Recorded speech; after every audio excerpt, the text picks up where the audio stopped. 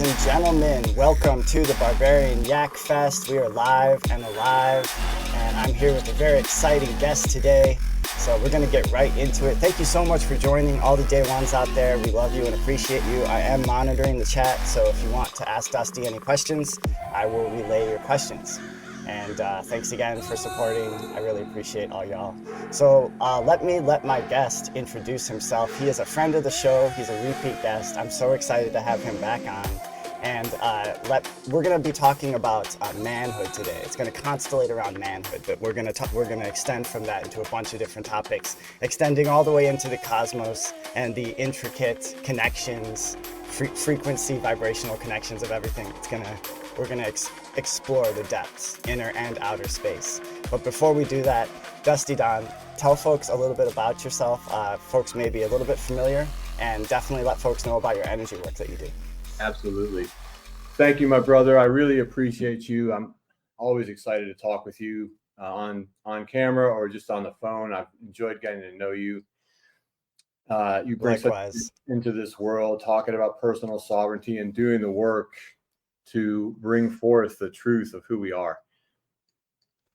Y'all, my name is Dusty Don Drake. I have an interesting background. I do shamanic energy healing work now, and I'm even changing the way that work takes place, honoring that tradition, but bringing into it direct downloads that I get from spirit, and something that I really get fired up about, which is spiritual synthesis, which is drawing on various world spiritual traditions and finding how we're saying the same thing. So if you're ready to step into personal sovereignty, if you're ready to heal, if you're ready to let go, if you're feeling blocked and you want to move past that, if you have a yearning inside of you and you know there's something greater there, then I'd love to talk with you and help you find that for yourself. My path to me is interesting in that we're going to talk about manhood on this podcast. By way of background, I grew up in Pennsylvania. I spent a lot of time in the woods. And although my father and I have reconciled now, in the beginning, I had a lot of childhood abuse starting from age 3 to 16. So that's really what I think drove a lot of my spiritual path, is that seeking for something in myself and trying to heal that part of myself. But I started out, even though I do healing work now, I started out in the military. I went to school at West Point. I graduated there in 1996.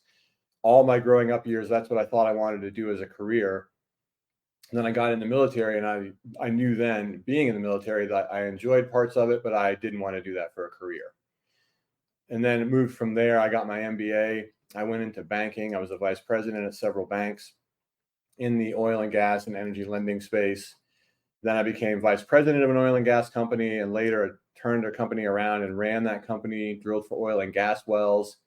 And that's during that time is really when I was doing my shamanic training, my initiation. So I would put my guys to bed at night after we're done doing our work, and then go back out into that same oil field and do my shamanic initiations under the stars, under Mama Kia, the moon, and moved out of oil and gas after 6 years running that company into alternative energy, which is hydrogen fuel cells mainly. And then from there, the universe made it clear to me in 2018, it was time to step away from corporate. And I went into really alternative energy, which is the energy work that I do now, which I believe is original energy. It's not alternative. We call it that, but it's the original. It's the truth of who we are. Spiritual beings having a human experience and not the other way around. And I know we're going to talk about all oneness, but that's the concept from which I operate, that we are all one, that we are all drops of the light, that we came from source, that we're individualized units of cosmic consciousness, to quote Paramahansa Yogananda, and that the greatest aim of our life is to reunite with source. And I start a lot of my healing circles with what source said in the Upanishads when it made creation. We came from this all oneness, and source said to itself, we were one, and we desired to become many. And now for those of us seeking on the spiritual path, I believe we're saying we are many and we desire to become one. And to me, that's the ultimate goal of life, is to attain that oneness, not in a mental knowing, although that's very helpful, but in a felt sense that we know in our bones in the same way we know that the sun is hot. So that's who I am. And I'm super excited to be here today. And I'm eager to see where this conversation leads us. Yeah, me too. I just have to ask you, brother, your story of becoming is super unique and fascinating, and I draw so much inspiration from it because like you also while you were having these experiences that you probably didn't realize you were going to go into energy work like when you were, running the oil and gas company and stuff like Yeah. that. And you're having these experiences like the shamanic training that occurs in the oil field where you're drilling, that to me entails like a lot of deep transmutation of energy, Yeah. which almost like you got like supercharged on your training, I feel. And I, then also, I would love for you just to speak briefly on like you were able to learn some pretty like useful stuff. Would you say like your time in the military, where you were able to learn like some pretty useful stuff? I was. I mean, you learn leadership, although I feel like I sort of had that in me. Hmm. You learn how to react in stressful situations when all chaos is breaking loose, how to maintain your calm and composure, how to lead others, how to focus on the task at hand, to set a goal, to see the objective, the initiative, and figure out a way to get there. And that is one thing that the American military is good at. There is military doctrine, and you learn how to do that. But when things get real, uh, they give you the freedom to take the initiative and find a way to do that, to get to the objective, right? Like accomplish the objective. There's other skills like how to defend yourself, close quarters combat, how to defend yourself with your bare hands. And that was something I was particularly good at, which I find interesting in the healing work that I do now. I was trained how to kill people in a lot of ways with my bare hands, with a weapon. And the same hands that did that kind of work, or were trained to do that kind of work, now are trained in healing, and the goal is to heal with that. But there is a confidence that comes, especially for men, but I think for everyone, in knowing that you have the ability to defend yourself and your family and your friends if that situation were to arise. Yes, sir. And then speak a little bit about that transmutation when you were doing the shamanic work in the oils where you were drilling. Yeah, Um, Speak on that for a second. that's a very interesting question because for a long time I walked in two worlds where I kept my healing work separate from my corporate work because I felt at the time, rightly or wrongly, that wouldn't be accepted, and that I'd be viewed as crazy. I was worried about how people would view me, Hmm. which is not a great way to view life, but it is a fact that sometimes arises. But Hmm. somebody asked me one time, they're like, "How can you do shamanic work and drill for oil, and pillage Mother Earth?" And that's the perception of oil and gas. And certainly in the past, that has happened. And so I contemplated that. And I think something we'll talk about throughout the thread of this conversation is a lot of what we do, everything we do, really comes down to our intent. Hmm. So if Pachamama, Mother Earth, has the gift of oil for us, and at this point in humanity's evolution, we depend on that until Hmm. we don't, we can drill for oil in a way that's respectful of Mother Earth. So when I went out and did ceremony at night and did my initiations at night, or sat under the moon and asked for her guidance, if we were going to drill a well in a certain area, I would go bless that area. And I would ask permission from Pachamama to drill there, and even pour out like a drink libation, a beer or something, make an offering to Pachamama Hmm. in return for the gift we were going to receive. And that's the concept of Aini, or reciprocity, in the shamanic training. So I was able to come to peace with that because we were drilling with a positive intent and minimal footprint, and conscious of Mother Earth, Hmm. because we had that two-way communication. I'm conscious of her and I know she's conscious of me, that we had a relationship, and I didn't exploit that, but I was able to utilize that with her blessing. Yeah, and then do positive things with the resources and the knowledge that was gained from that also.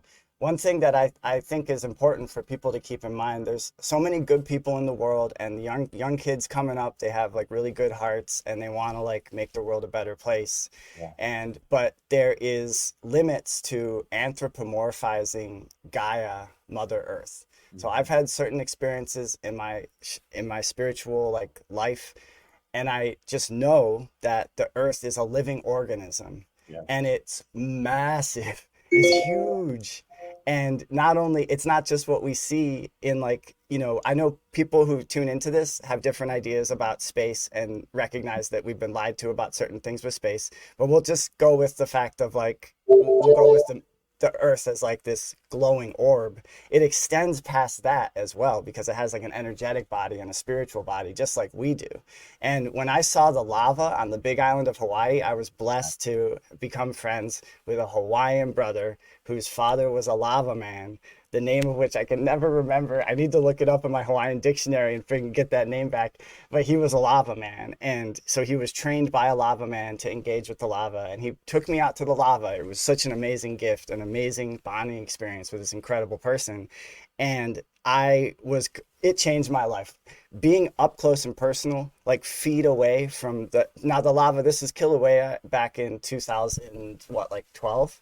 So Right. it was running. It's been active for like 40 years or something. Yeah. But I don't want people to think that we're like running away from the lava. It was moving slow enough, like at about like a very slow walk. It was moving, and as the lava moves, what you don't think about until you see it is it's chewing up the earth as it goes. It's like these massive jaguar claws just like digging into the earth, and the sound of it was like freight trains, just like because it's Wow. like crushing, melting rock, Yeah, rocks probably crack, exploding in crushing the. trees. Yeah. There's methane explosions that happen, and I'm like, brother, like, what about the methane? Because you can hear them, like they're friggin' loud.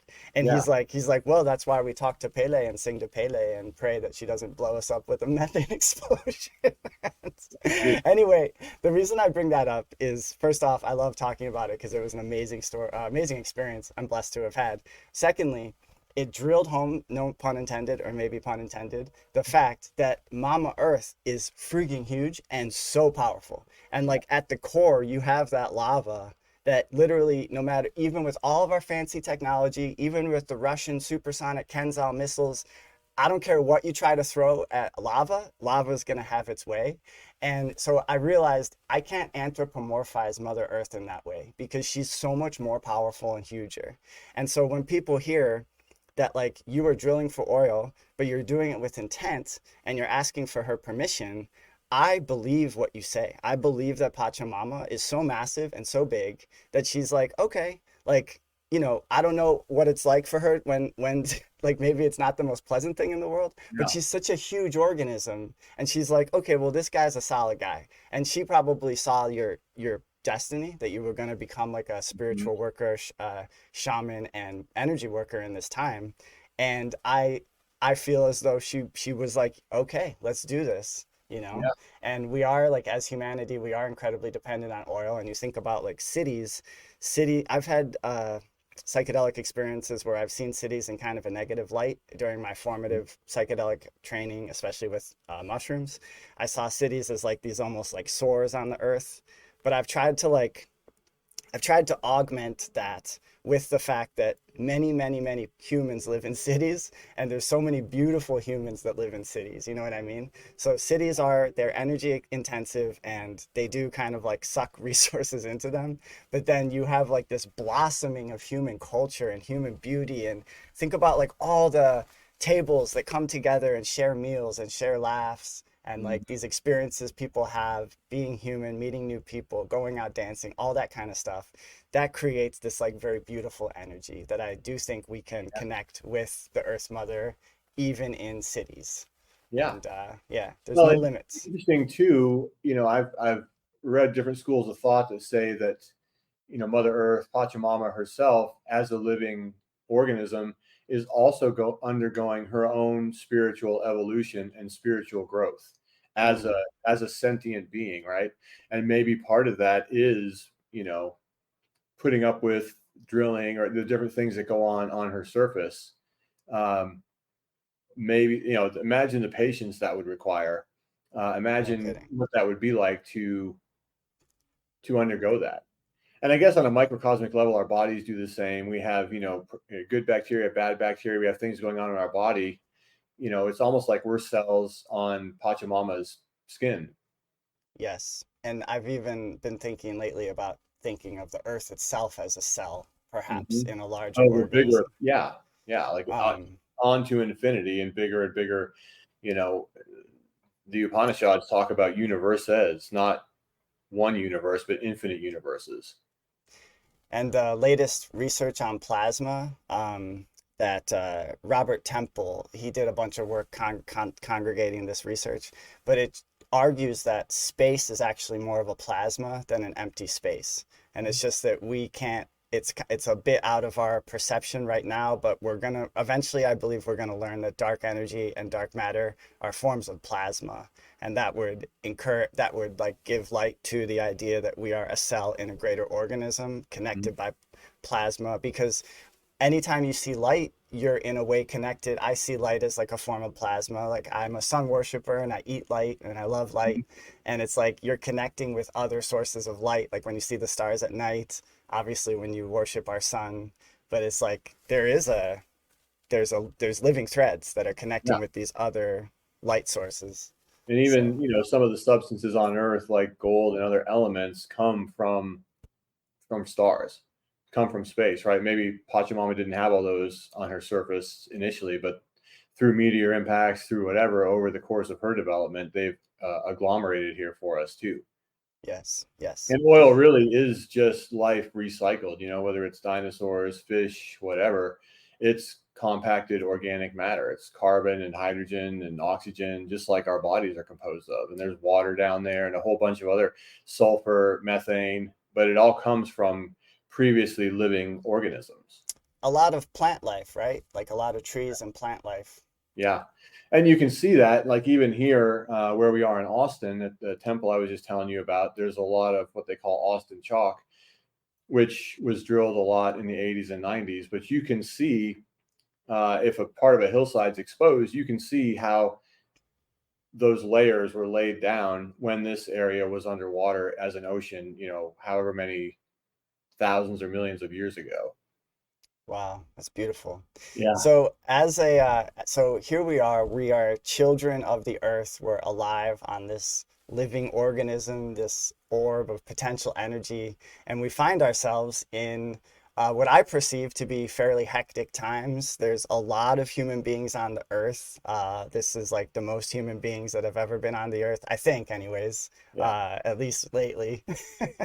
And there's just like, we are experiencing this revolution of like the information revolution, the electronic things being connected globally, like you and I being able to do this stream right now, like, and then all of the fuckery that comes with that, unfortunately, where you have people, you know, it's all about intention. So you have some people that have the intention of just like, we have power and we're gonna continue to seize power and hold power.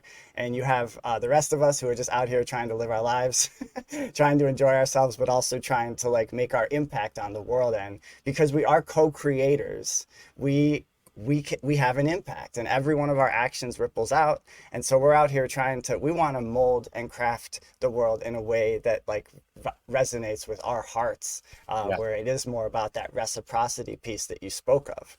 So in order to do that, we have to be adults and like take accountability and really focus on like action and productivity and stuff like that. So that was my podcaster segue into the whole topic of manhood that we're going to be speaking about today. And before we get into the manhood piece, I know we kind of touched on the fact that things are all one, but I wanted to quickly touch on the idea of taking thoughts as thoughts arise and making them work for you. And if you have thoughts that are, so like we're talking about how to like be our best selves right now, you're going to have, it's common for people to experience inner critic thought or self-doubt thought. So what are some ways that people can like take these thoughts and release them, neutralize them, or make them work for them?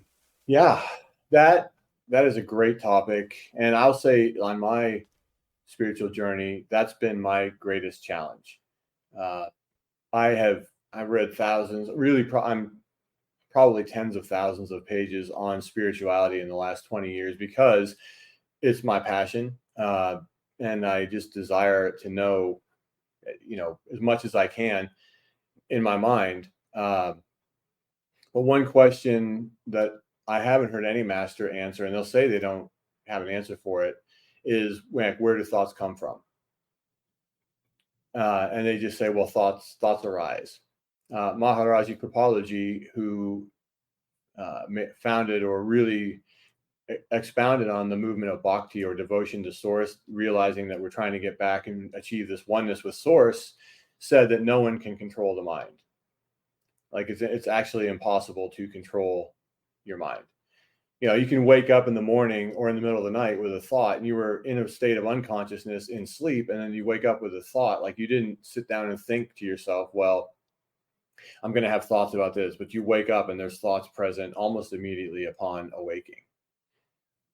Some of them can be pleasant, and we like those, but some of them can be pretty unpleasant, and they can range from discontent all the way to suicidal thoughts and ideations. And that's something that I've wrestled with in the past. And of course, we can try to meditate, and we have tools we can use to try to get back to center. But I've found that even in the times of the most intense thoughts, it's difficult to be present and meditate and really feel feel your way back to source. And I've tried a lot of different spiritual practices. And in the beginning, I think I tried to get around a lot of the discomfort to come back to center. And I've realized now that really the only way through is through. And so I recently, in the last month, heard a gentleman named Angelo DeLullo, who talks a lot about non-duality and the fact that we're all one. And he had an exercise that I found really helpful, and it goes something like this. So if you're having a thought, whatever that is, it can be intense. You're feeling that thought and emotion. It feels really real. It feels like it's about us. It feels like it, there's something to do or something we've got to do differently. And then we have a lot more thoughts about that thought, and it sets off this chain reaction that's almost like atomic fission, right? Like a thought sparks a thought sparks a thought. And then before you know it, you're like, this is too intense. I can't do this. But he has this exercise. And so you do it in the moment when you have a thought. First thing, try not to think about that thought. Just realize there's a thought. And then you can close your eyes and sit with that thought, feel the emotion of that thought, feel the weight, feel the intensity, feel whatever it is you're feeling around that thought. And then ask yourself, can I find that thought? Like, in other words, can I physically locate that thought somewhere? And go look for it. Like, see for yourself as an experiment. Like, don't take my word for it. Don't take his word for it. Can you locate that thought? Does that thought have a color, a texture, a boundary? Where is that thought located, and where is that thought being heard? And then who is the one who is hearing that thought? And if we back off another level, who is the one who's aware of the one who is hearing that thought? And then go back and try to find the thought again. And then if there's still a sensation there, like for me, a lot of times I'll feel it in my heart. Yeah, me too. Oppressive, heavy, burning, something, right? Yep. Go into that feeling, go right into it. Let yourself, let it take you over.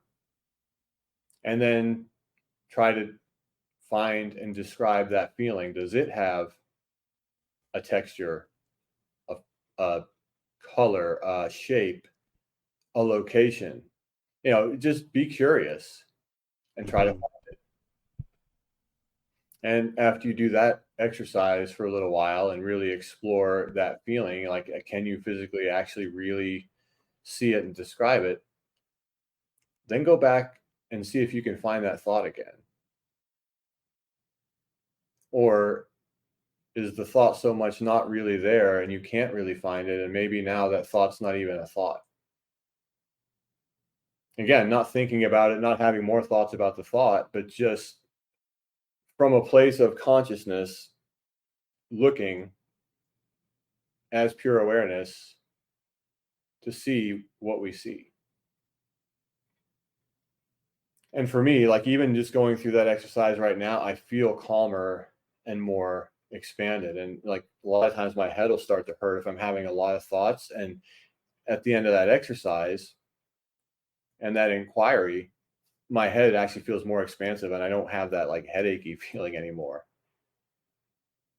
Damn, And that's powerful. if we keep making that a practice with these thoughts, then they say that at some point a big shift will occur and you realize that thoughts are thoughts. Mm, But where are they, right? Like, are they happening right now, like physically happening? mm-hmm. Or is it thinking about what might happen and then having thoughts about why you're having those thoughts and, why you shouldn't have those thoughts and what that means about you and like all these other things that it sparks off. Right, right. Yeah, and I like that you take that bird's eye view with almost anything. I find when you take the bird's eye view, it really helps for you to find balance and calm about it. Like, when you go through life and life throws its curveballs at you, and it's always seems to be that with that bird's eye view of time, you look back at the curveballs and you're like, oh, thank God for that curveball, because that curveball took me to this place. It taught me this. Mm-hmm. And similarly with thoughts, I think. And then do you work with affirmations at all? So do you then, the inverse of the thought that you want to neutralize, do you ever work with thoughts that you amplify intentionally? I do that, and I find it helpful to do that after that exercise because again, Yeah, I've tried to affirm my way out of feeling bad before while those thoughts are raging, and it's tough. It's tough for that to take root. In my experience, it might be yeah. different for others, but for me, I found it hard to take root. But even beyond affirmations, circling back to this aloneness, Hmm. I think, for me, especially in the nighttime, like in the middle of the night, if I have thoughts like that, it's easy to feel really alone because everybody's asleep. There's really no one to talk to, and it's you and your thoughts. But that exercise to me is like taking the word alone and dropping an extra L in there, and aloneness becomes all oneness. And there's lots of spiritual paradoxes and paradigms. And to me, if we are all one, then we are also alone because there's only one, right? There's Right. not two, there's one. And this is where my mind starts to short circuit when it tries to like intellectually think about this, but there's like a truth that resonates that's tough to describe. But the spiritual journey to me is at times one of aloneness because like me, I have to go through my journey. I have to be with my thoughts. I can talk to other people about it, and that certainly helps. And I would encourage anybody, if you're really having suicidal thoughts or ideations, call somebody. Like, don't do that. In medicine journeys, I've seen what the other side of that looks like, and it's not the relief that we imagine it to be. It's not pretty on the other side. But call somebody and talk about it. And then there's tools we can work with on this thing. But we take that journey alone with the support of others as we're talking, but ultimately it's we go interiorly internalized inside and turn our focus from outward focus to everything around us to inward focus of who am I, right? And keep asking that question until we get the answer. And at some point, So go ahead. when we're talking about like who we are, I think this is a good time to start talking about like what it means. What is manhood? You and I both like honor manhood, and this conversation is going to be honoring manhood because I do think that it's like incredibly important.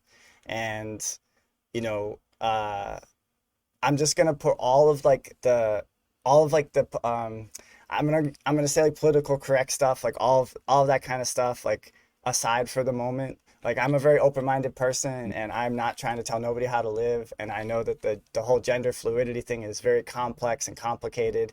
So I'm putting that aside. But I'm talking about like for those who are born boys and then they feel like they want to be men. It's like it's who they are inside, deep down. They feel it. They're like, I'm a man. It's hard sometimes for men like to figure out what it is to be a man because you're getting so many different inputs from so many different places. I was lucky in that I had like an awesome father who taught me a little bit about how to be a man, and God rest his soul. The man, he wasn't perfect. None of us are perfect, but he did like give me like some nice ground rules for how to be a man. But there were still some major blocks, gaps in my education, like specifically around the nitty gritty of self-defense, about like fixing stuff with your hands, learning trades, all that kind of stuff. So I've had to kind of like fill that in on the go and stuff. But I want to talk about like what is when you think about like honoring manhood and what it is to be a man. What are your thoughts on that? Well, one thought is I'd be curious to know if you feel like sharing, like what are some of the lessons you'll learn from your father? Because that's sort of how we learn about manhood as boys. You know, we Mm, observe our father, who is the predominant man in our life, and I would even argue we have conceptions about God from the way that our father treats us, because it's this interesting. authoritative figure in our life, right? If Hmm. we have an angry, judgmental father, then maybe we think that Storis is the same way, because we that's our experience of this powerful force in our life. Hmm. I don't know. Do you want to talk about some of what you learned from your dad, and then I'll share some of my thoughts? Yeah, for sure. So he taught me the importance of perseverance and to use like to put it bluntly, to not be a bitch. Like my dad taught me that from a young age. Yeah. He wasn't afraid to like his temper would kind of flare a little bit, but it wasn't always bad for me. And when I was being lazy for laziness sake, it would make him furious. And he was just made it very clear to me that he had no room in his worldview for laziness sake. He was always emphasizing being thankful for what we have. And he's like, you know, your body is functioning, it's young, it's healthy, like go and do something with it, you know, like that's something, for sure. And then he also taught me the wisdom of like foresight. My dad was a Sagittarius and he was a philosopher at heart, but a lawyer by trade. But being a philosopher and a lawyer are similar in certain ways. And he would always, like, when we'd play chess, he'd always beat the shit out of me in chess because he was always thinking like Way 12, ahead. 13 moves Yeah. ahead. Yeah. And I was, you know, especially as a young buck, I'm thinking like immediate gratification and all this Yeah. stuff. Why not? Yeah, and so he taught me like the importance and wisdom of foresight, and then following through. Like when you say you're going to do something, you do it. He had like no patience for flakiness and subterfuge. He was a very like straightforward, honest person. And as I live my life, I'm like, so I've realized I'm incredibly lucky to have had a father like that, because a Yeah. lot of folks don't have that example. And a lot of people in my life, I know they hardly even know their dads. You know, Yeah. like the dad was like out of the picture from the jump, and then you have single mom trying to fill both roles, which is Yeah. almost an impossible task. Yeah. And we're gonna talk about radio teaser. We're gonna talk about ancestral ways of living and how human beings like we're built for a slightly different lifestyle than like the lifestyle of like corporate job or lifestyle of this or lifestyle of that. Like, and back in the day there was more of like collective responsibility for the kids. So like if a mom found herself, maybe her partner got killed in battle or something, she was like single mom, all of a sudden she has this tribal structure to help raise the child.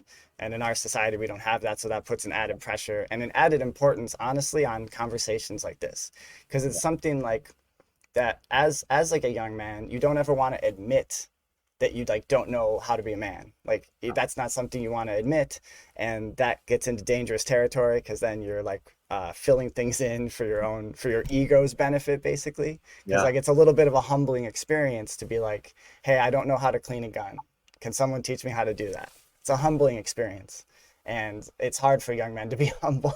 Yeah. So I think conversations like this are nice because y'all can check it out on your own time. And I always find when I do episodes about manhood, ladies love the episodes about manhood because like it's also just as hectic for ladies when you have a bunch of dudes running around who aren't quite sure how to be men. So Yeah. anyway, Yeah. I mean, it's such a broad topic. I mean, I think especially the people of our generation and generations before them, you know, being a man to a lot of men was, we were taught, you know, to kick ass and take names and make stuff happen. You know, defend your family, defend your place, go work, raise a family, make a living, and then retire.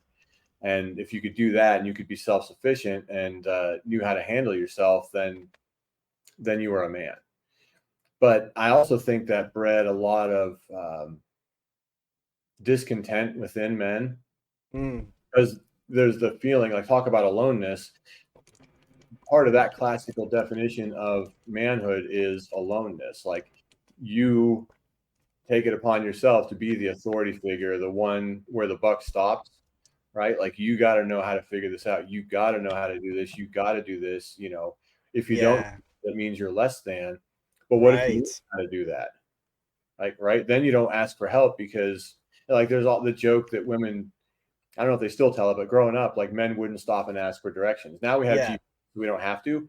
But back when there were maps and map stations and all that stuff, you know, Yeah. the wife would be like, "Hey, are we lost?" And of course, the man's like, "No, we're not lost," even though he might be like, "I don't know where I am."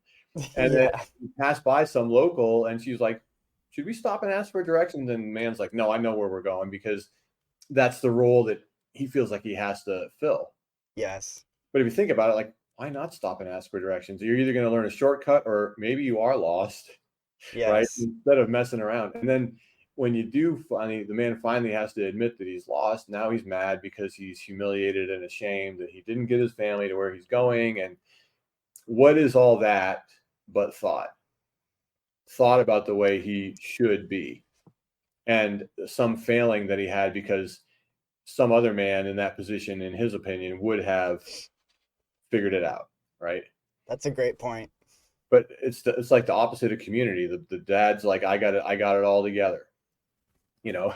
And I love the old Chevy Chase movies, like European Vacation, and he's like the ultimate, I got this. Yeah. And it always ends in like comedic disaster, right? Like everything he planned goes sideways, and you know that's where the humor is because the best humor has truth in it. So Yes. on some level, we can all relate to that. Yes. So I think that's sort of the classical definition of man, the hunter gatherer provider who's got it all figured out. But I think the truth is, you know, masculine to me is more of an energy and feminine is more of an energy. Maybe the masculine would be more logical. There's more will, like willpower. I'm not saying women don't have willpower, but they employ will, like where you can force your body, even when it's hot, to work until you drop of exhaustion. Like there's the ability to do that.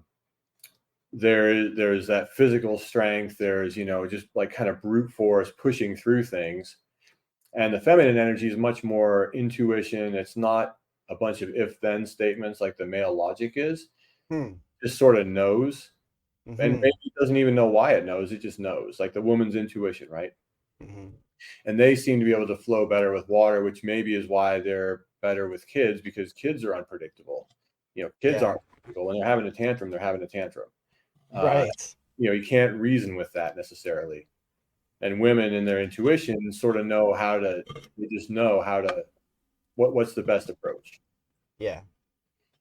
So my thoughts on being a man in today's society and as a more evolved human, as our species is moving back up into the Dwapara Yuga, into a more enlightened, connected state, or the age of Aquarius, if you will, which is a community-based age, not a lone wolf age, is men, you know, sort of learn how to be hard on the outside, but also be soft on the inside. And what being soft on the inside is to me is balancing that masculine energy with a feminine energy. And I think that's what a lot of great masters embodied. They could be stern, they could do certain things. You know, Jesus could turn over tables at a temple and, you know, run people out of there and have this sort of righteous anger when something was, you know, out of balance and he wanted to help put it back in balance to make a point, kind of shock people and wake them up. But he could also heal people. And in the Gnostic Gospels, the disciples ask him about that. And he says, well, heal people's bodies so you can know, so that they can know that you can heal their hearts through Hmm. spiritual teachings, through giving them the gift of how to do their own spiritual search and to realize their oneness with Source. Mm-hmm. Because if we are part of Source, Source is non-binary. It doesn't have a gender, as far as I know. But we live in a world of duality, and so we're reconciling that seeming duality into unity, which is non-dualistic by nature of the word unity. Mm-hmm. And so, That's why I think maybe like because like I said, like ladies seem to really love and resonate with my podcast about manhood. It's because it is true that women have that inner masculine as well and men have that inner feminine. it's actually like part of being a whole complete man Yeah. is making sure that you take care of that inner feminine. Because like with your story about the not asking for directions, it's a classic archetypal story, and I know people can still relate to it. And that what that is like not uh sorry if the I hope the beeping's not coming from my No, end, but that's me. I didn't turn my okay. calendar notifications off. It's okay, brother. But yeah, that is like not so if you got a healthy inner feminine and your beautiful partner that you're with or whoever you're with says to you, hey, we should maybe ask for directions, you realize that's that like that feminine knowing, and it's like, yeah, we actually should, because the whole thing is like you're trying to get to the destination, right? As a man, you're trying to get your family to the destination. So don't you want to get there? And like, so you have to humble yourself a little bit to get there. Otherwise, you're going to make the problem worse. Yeah. And taking a Yeah, step further, you're like our family's trying to get there. right. That's true. And That's a if good point. my wife has an intuition about something and I say, no, I'm not lost because I don't want to hurt my own ego, Right. I'm kind of saying, like, I don't value your input and your input's not right. I'm the man and my input is more right or more powerful. Right. I'm not honoring the input that I'm getting from my partner. Right. And Yeah. so I think that's part of that balancing again and again, moving into this age of Aquarius, the age of community, Yes. a community. And so, my wife has really good insights on stuff and she sees my blind spots and, sometimes I see hers, right? So we can get to the point where we're not so driven by protecting our self-image, then I think we can be more productive and it could be fun to get there together. And so what if she was right? Like, good, we got there. We got there, Good. Yeah. right? But Yeah. it's almost like men don't want to say that they had to depend on somebody else and that person was actually correct. So that this gets into a very important pivot point here in the conversation of how to be a man. So you've hinted at it. How to be a man in a healthy community. So it's like it's a different mindset of a lot of like us who have been raised with the empire education in the U.S. public schools, and also people that go see mainstream movies because this archetype is hammered into people's heads in the movie theater. Which, listen, I'll go see a movie from time to time. I'm a big Dune nerd. I love the Dune series. I'm gonna be, but like I Yeah. actually kind of I armor up before I go into the theater because like it is like a little bit of like it's yo, you gotta like take care of your subconscious in the movie theater because like Mhm. it's if you're not, it's a form of almost like suggestibility or hypnosis. Yeah. And so you have like all these examples, the yeoman farmer who like conquered the West. Well, what I've been doing is I'm just on a friggin' tear of reading audibles, learning about the history of the West, but from Mhm. more of like the indigenous perspective, and learning about these incredible like resistances that occurred. I mean, people don't talk enough about Comancheria and how the Comanches just stopped the Anglo-American expansion in its tracks for like half a decade because Yeah. they couldn't get past the Comanches. The Yeah. Comanches were masters on a horse. They could do they assimilated the weapons and they could fire from the side of their horse. It wasn't until the advent of the repeating rifle that the army was able to handle the Comanches. And at their peak, the Comanches were like maybe 4,000, 5,000 people. So it was like a Yeah. small force of just incredibly brave and strong people. And that included like the ladies and everyone because they would all move together. So when they were like evading the US Army, these warriors were also had their families there and their grandmas there and their little babies. So it's Yeah. like, holy shit, think about that for a second.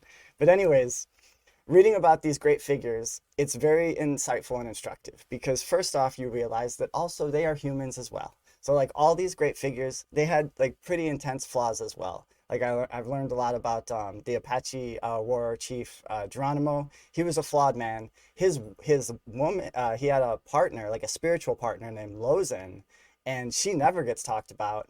And they would not have been as successful in the Apache Wars without Lozen because Lozen was like kind of would hold that masculine energy in check and stuff like that.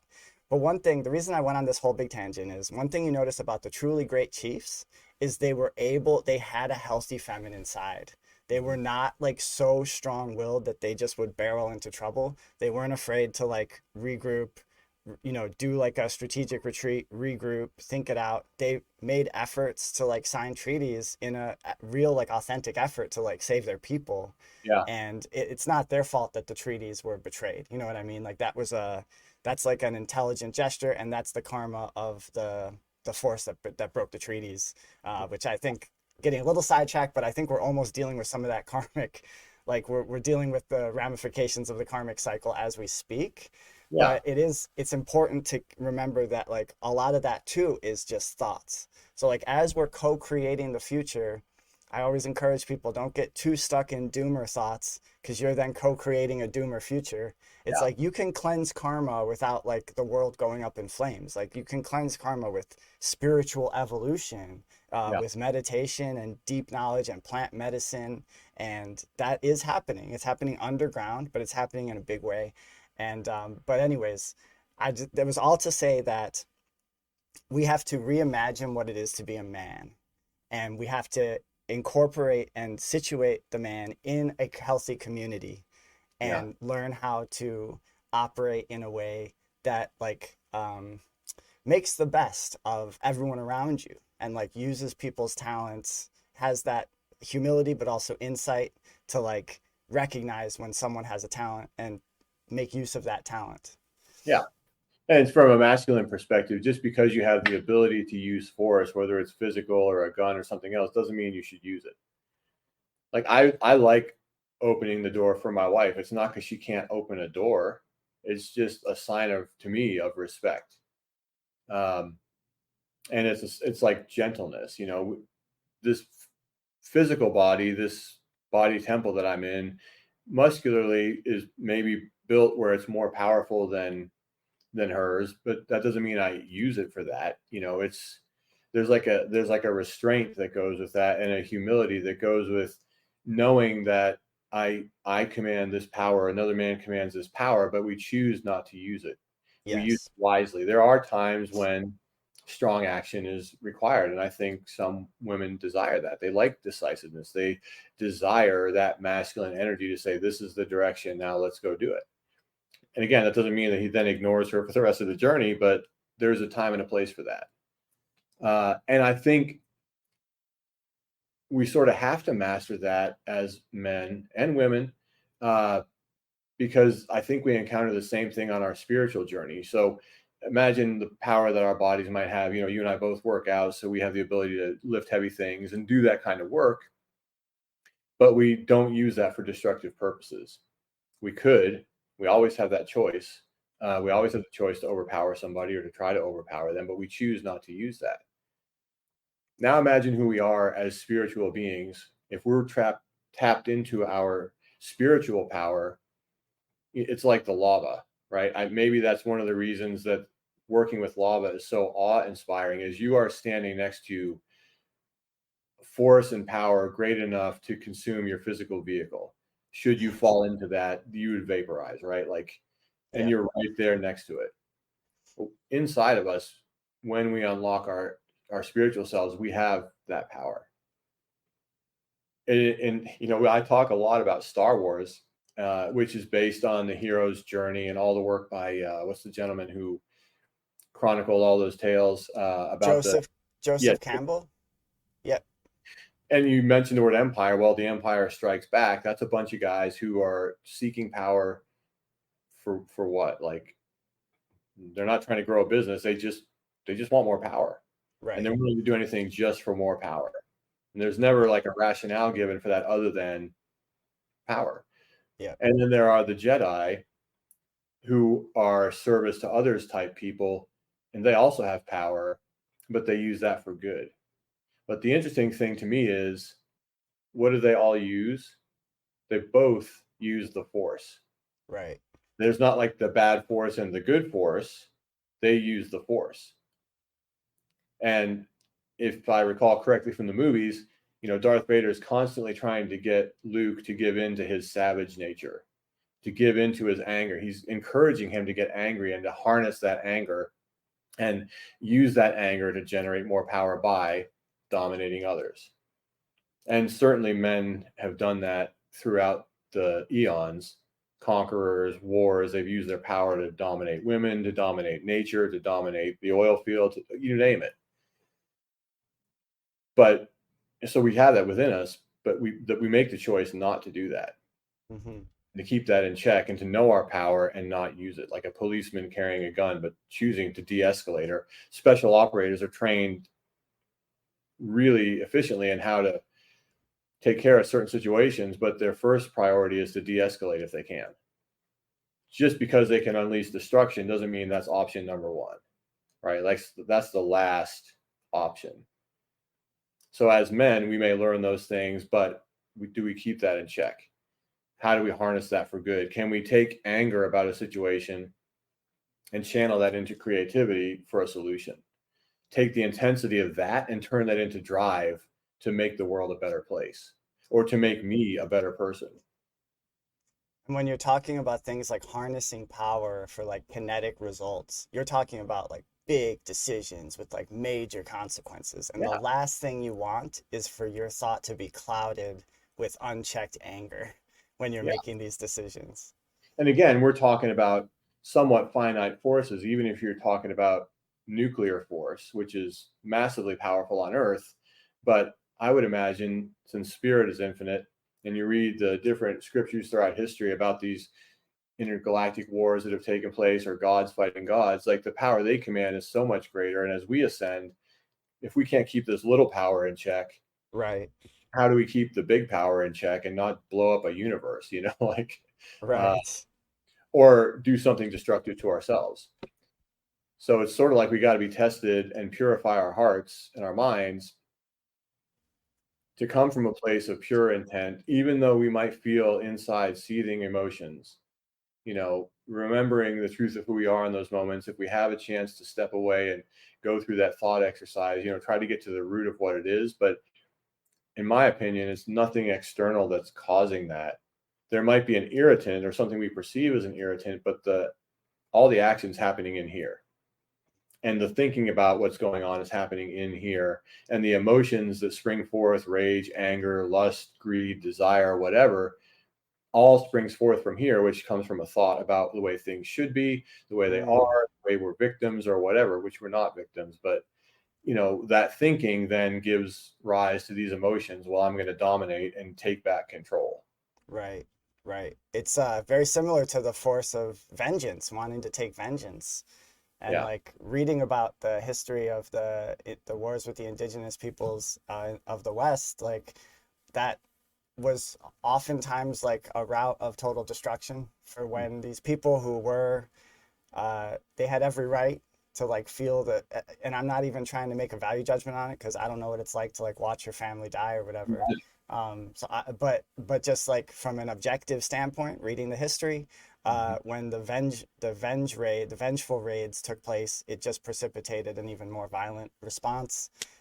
Take that for what it's worth. I'm not trying to tell people how to live, and I can't imagine some people, maybe they need like that vengeance to like keep them going type thing in the situations that they're in. So, but I'm just always trying to maintain open mind, open heart. And like, also, I'm a survivor at heart. I'm a raven at heart. Ravens are survivor birds.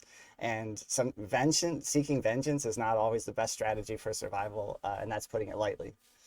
Well, and it gets more interesting to me too. And I believe that's an excellent point. We think until we start to become more spiritually aware of one lifetime, and I've got it, this has to be done in one lifetime. But as you said, there's larger forces at work. In the Bible, God says, "Vengeance is mine," says the Lord. In modern vernacular, I would say karma's a bitch, right? Like, you do X, Y, and Z, like you're talking about the ones who broke the treaty, probably with, going into the treaty knowing they were going to break it. Absolutely.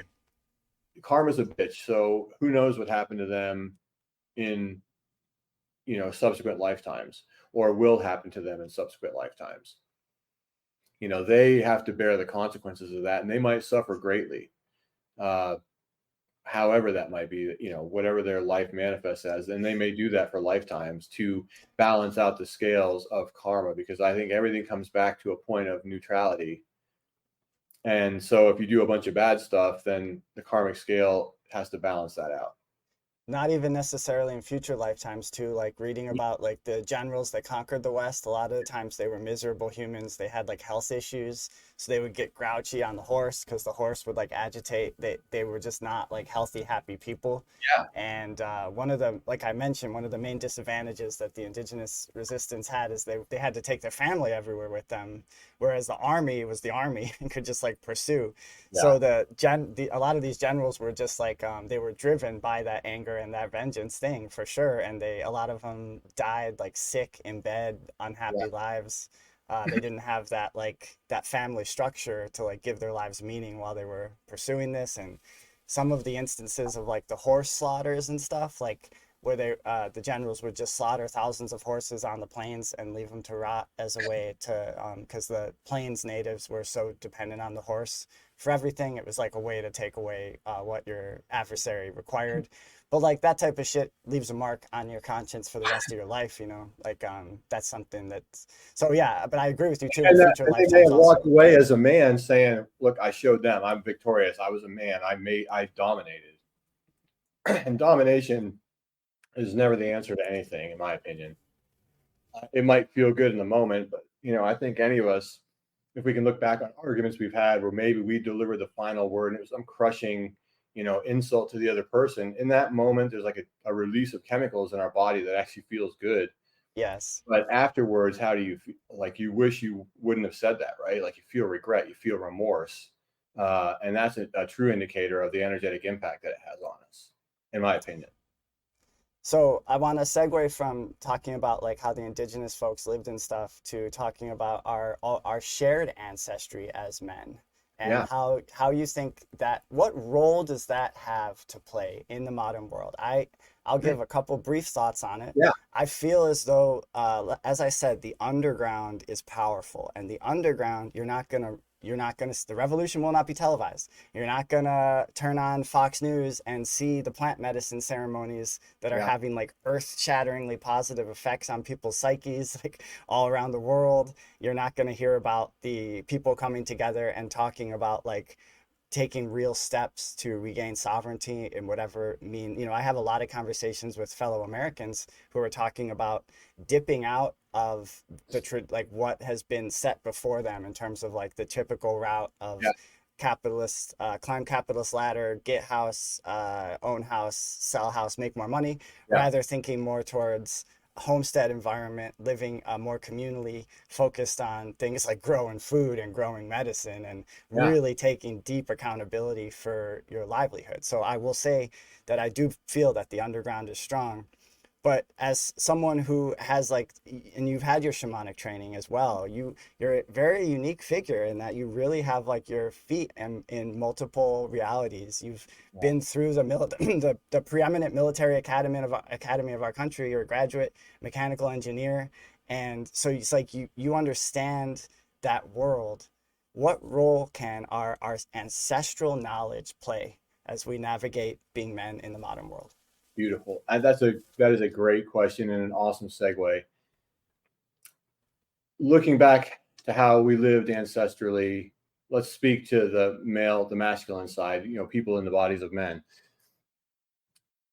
Traditionally, until a certain age, the male child lived with the mother. And around the age of puberty, if you look around the world, there was a time when that period ended and the boy was not taken away from the mom, but he's going out to become a man and be brought into the brotherhood of men.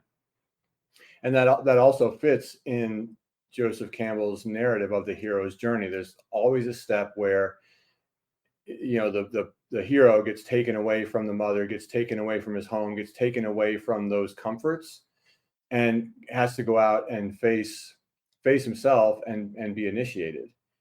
And ancestrally, the men would be taken and they'd go through some kind of initiation with other men where they had to maybe pass certain tests. They were given certain wisdom. And upon a successful conclusion of that, they were then called a man. And they were part of, and they had this sense of community with other men because, hey, you guys went through those challenges. I went through those challenges and you witnessed me doing that. And now we have that shared common bond. I think a lot of that today, especially for men, but I would even argue for women too, but especially for men, has been lost. We don't have an initiation. We don't have some point in time and we can look back and say, that's when I became a man. I mean, I think the Jewish culture has preserved that some with bar mitzvahs, right? That's when the boy becomes a man. There is a ritual and an initiation that they go through for that. But by and large, that's been lost. And so for, guys of our age that have some more miles on us, that have some more life experience, I think it's our duty to work with younger men to help them. And that's one of my big passions in life. One of my big focuses in life right now is working with guys in that 18 to 30-year-old range who, again, I believe that we are ascending in consciousness. I believe guys in their 20s, like they've asked me certain questions that have just naturally arisen for them. And I asked them, like, how do you know about that? Like, I had to read about that. I had to read this book or that book or this or that. And they just sort of naturally know. So we can learn from them. But what I find is they don't have perspective for that. And they don't have the sense that there's community. Like they might think they're the only one thinking that, and hey, am I going crazy? Am I losing my mind? Because I don't seem to see this out in the world, and I don't seem to see other men talking about it. But I'm having these awarenesses, and I feel like this. I want to be a good person, but I have these thoughts, and I know that I have the capability to do harm to people, and I feel bad about the fact that I even have that capability. And recent conversations I've had about that, where guys are deeply distressed. And that's where I think we can sort of step in and help be a mentor, fill that traditional role of the elder, to provide life context, to provide like, hey, the thing you're talking about is found in Buddhist texts, it's found in Hindu texts, it's found in Native American tradition, and they said this, and it sounds a lot like what you're saying. So the fact that you're having these insights is cause for excitement, is cause for joy, that you're having these awarenesses naturally, where others like myself might have had to read about it first. Yes, and sir. So it's like we give them a permission slip to continue exploring their spirituality and let them ask their questions, and we can provide our perspective and our input. And having walked the path that I walked in the military and other things, I've done the hard physical things. I've done things that require discipline and strength and all the masculine qualities. And I chose this path. I chose to leave the corporate world in a multi-six-figure income to walk a different path. That's true to my heart. But I did that stuff, so there's some credibility there. You've done stuff and you have credibility because you've been through some shit. And that speaks to that masculine side of us, that like, hey, this guy has done hard stuff and he's doing this, so maybe it's okay. Maybe I should explore this more. Maybe I do desire to be more balanced in my way of being, and in doing so, I can be a better partner to my partner, because I can respect him more and I can keep my power in check. And I know I have that, and I choose to be this way. I choose to exercise restraint. Yeah, it's all about like transmuting the energy into productive manners, and like knowing your audience type thing too, and like being a part of that community. So we have context for that is, the Bhagavad Gita. This is where I like to go back and look at these different traditions. Yeah. The Bhagavad Gita is a story. It's a historical story about battles that actually happened between higher forces around Kurukshetra. But deeper, it's a metaphorical battle that takes place inside each human being. And it's part of the Mahabharata, which means the eternal battle, the battle between light and dark, and how we fit into the cycle of time. And in that, the main character is Arjuna, and he has to battle all these different people, and they're all members of his family. Metaphorically, what that is different aspects of his ego that he has to battle to attain his own personal sovereignty and to recognize his true power as one with source. And his charioteer is Krishna, which is the highest, that's supreme God in the Hindu deity structure. And Krishna says, I'll drive your chariot and answer any question you have, but you have to do the fighting. And throughout, Arjuna is begging him to please let me see you in your true form. Please let me see you in your true form. Please let me see you in your true form. And finally, in the 11th chapter, I think it is, Krishna says, okay, I'll grant your wish. And so he taps Arjuna, and Arjuna sees these beautiful forms of God. He sees happiness, he sees bliss, he sees joy, he sees beauty. And then the scene changes, and he sees, a being with infinite faces and soldiers marching into the mouth of Krishna and being chewed up and blood flowing from his mouth and destruction and chaos and hurricanes and all of these things that we would describe as terrifying. And he says to Krishna, okay, I've seen enough. Please let me see you again in your personal form. Let me see you in a form that is pleasing to me, that doesn't scare me. And the message to me is Source is all of it. And there's another passage in the Gnostic Gospels called The Thunder Perfect Mind. I did a video on it. I haven't published it yet, but it's 5 pages of seemingly contradictory things. And I believe it's someone channeling what Source is. And it says things like, I am absolute sinlessness, and I am the root of all sin. I am the virgin bride, and I am the whore. I am this, and I am that. Why do you judge me? I am the name, and I am the sound of the name. Like, it's Source saying that Source is everything, what we would call omnipresent. So we all have that within us. And yet intuitively, we know that all beings are seeking happiness, true lasting happiness.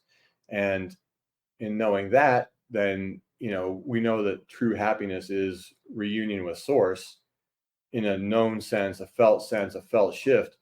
And we can use our willpower, our masculine willpower, to guide our minds to focus on that with our intent, and knowing that that's the true journey of our life, moving towards what the Buddhists would call equanimity, which is neither good, neither bad. It's just unfolding. I'm going to do my best to maintain a neutral stance towards this. And my ultimate aim is enlightenment, oneness with Source, God realization, self-realization. Well, I just attained a lasting happiness because I see there's another gentleman waiting in the on deck circle, waiting to join the chat. We have the man himself, legendary local muralist and artist Andy Brown, reporting live from the studio, it looks like. Yeah. Hey guys, how's it going? Hey, how are you? I see some beautiful art behind you. Yeah, I'm at my house, so this is the home studio. Home studio, nice. I got my dog down here looking at me like, hey man, you just come in here and go straight in the room and turn on your iPad. You're talking to a box and not me, yeah. Yeah, I enjoyed listening to you, Dusty Don Drake. Good stuff over there, you guys. How's it going, Brandon? Going really good. Yeah, we're here today. We're talking about manhood. This is initially, I was hoping we would have like a little bit of overlap because I know we're going to be talking about being public artists as well. But I was hoping for a little bit of overlap for a forum chat here. We're talking about manhood, and we were just starting to talk about the rites of passage and the importance of rites of passage into manhood. So yeah, I would love to hear your thoughts on, and it's funny because your last appearance on my podcast, we kind of constellated around the topic of what it means to be a man. And you approached it from like a very unique perspective as like an artist, as someone who, we've been talking about transmuting the negative impulses and the more self-destructive thoughts that we have sometimes as young men trying to express ourselves. And you've spoken about like your journey through that, and you find like, I feel like it's fair to say you find your purpose in creating art and expressing yourself in that way. Yeah. I mean, there's so much to say there, I guess, but I think like to the point that Dusty Don was saying about using your mind and your willpower to support the direction that you're pointing in, down a spiritual line even is like, that's beautiful. To have that kind of like, to have the discipline that you can carve through experience from life and use that to point yourself in a lighter, more harmonious way to connect with the full sense of life as it can be. It's kind of funny because what's coming to mind now is the the last mural I painted on Thomas and 29th Street, where I was on a ladder and I was painting.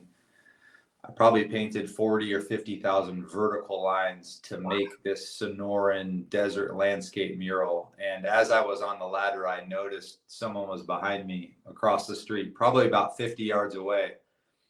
And I turned around to keep my eye on him every once in a while. And he was posted up against the wall, checking me out, and then I look again and he's pissing on the wall. And I'm like, all right, this guy's checking me out. I think I'm in his neighborhood. So he's literally marking his territory. Yeah.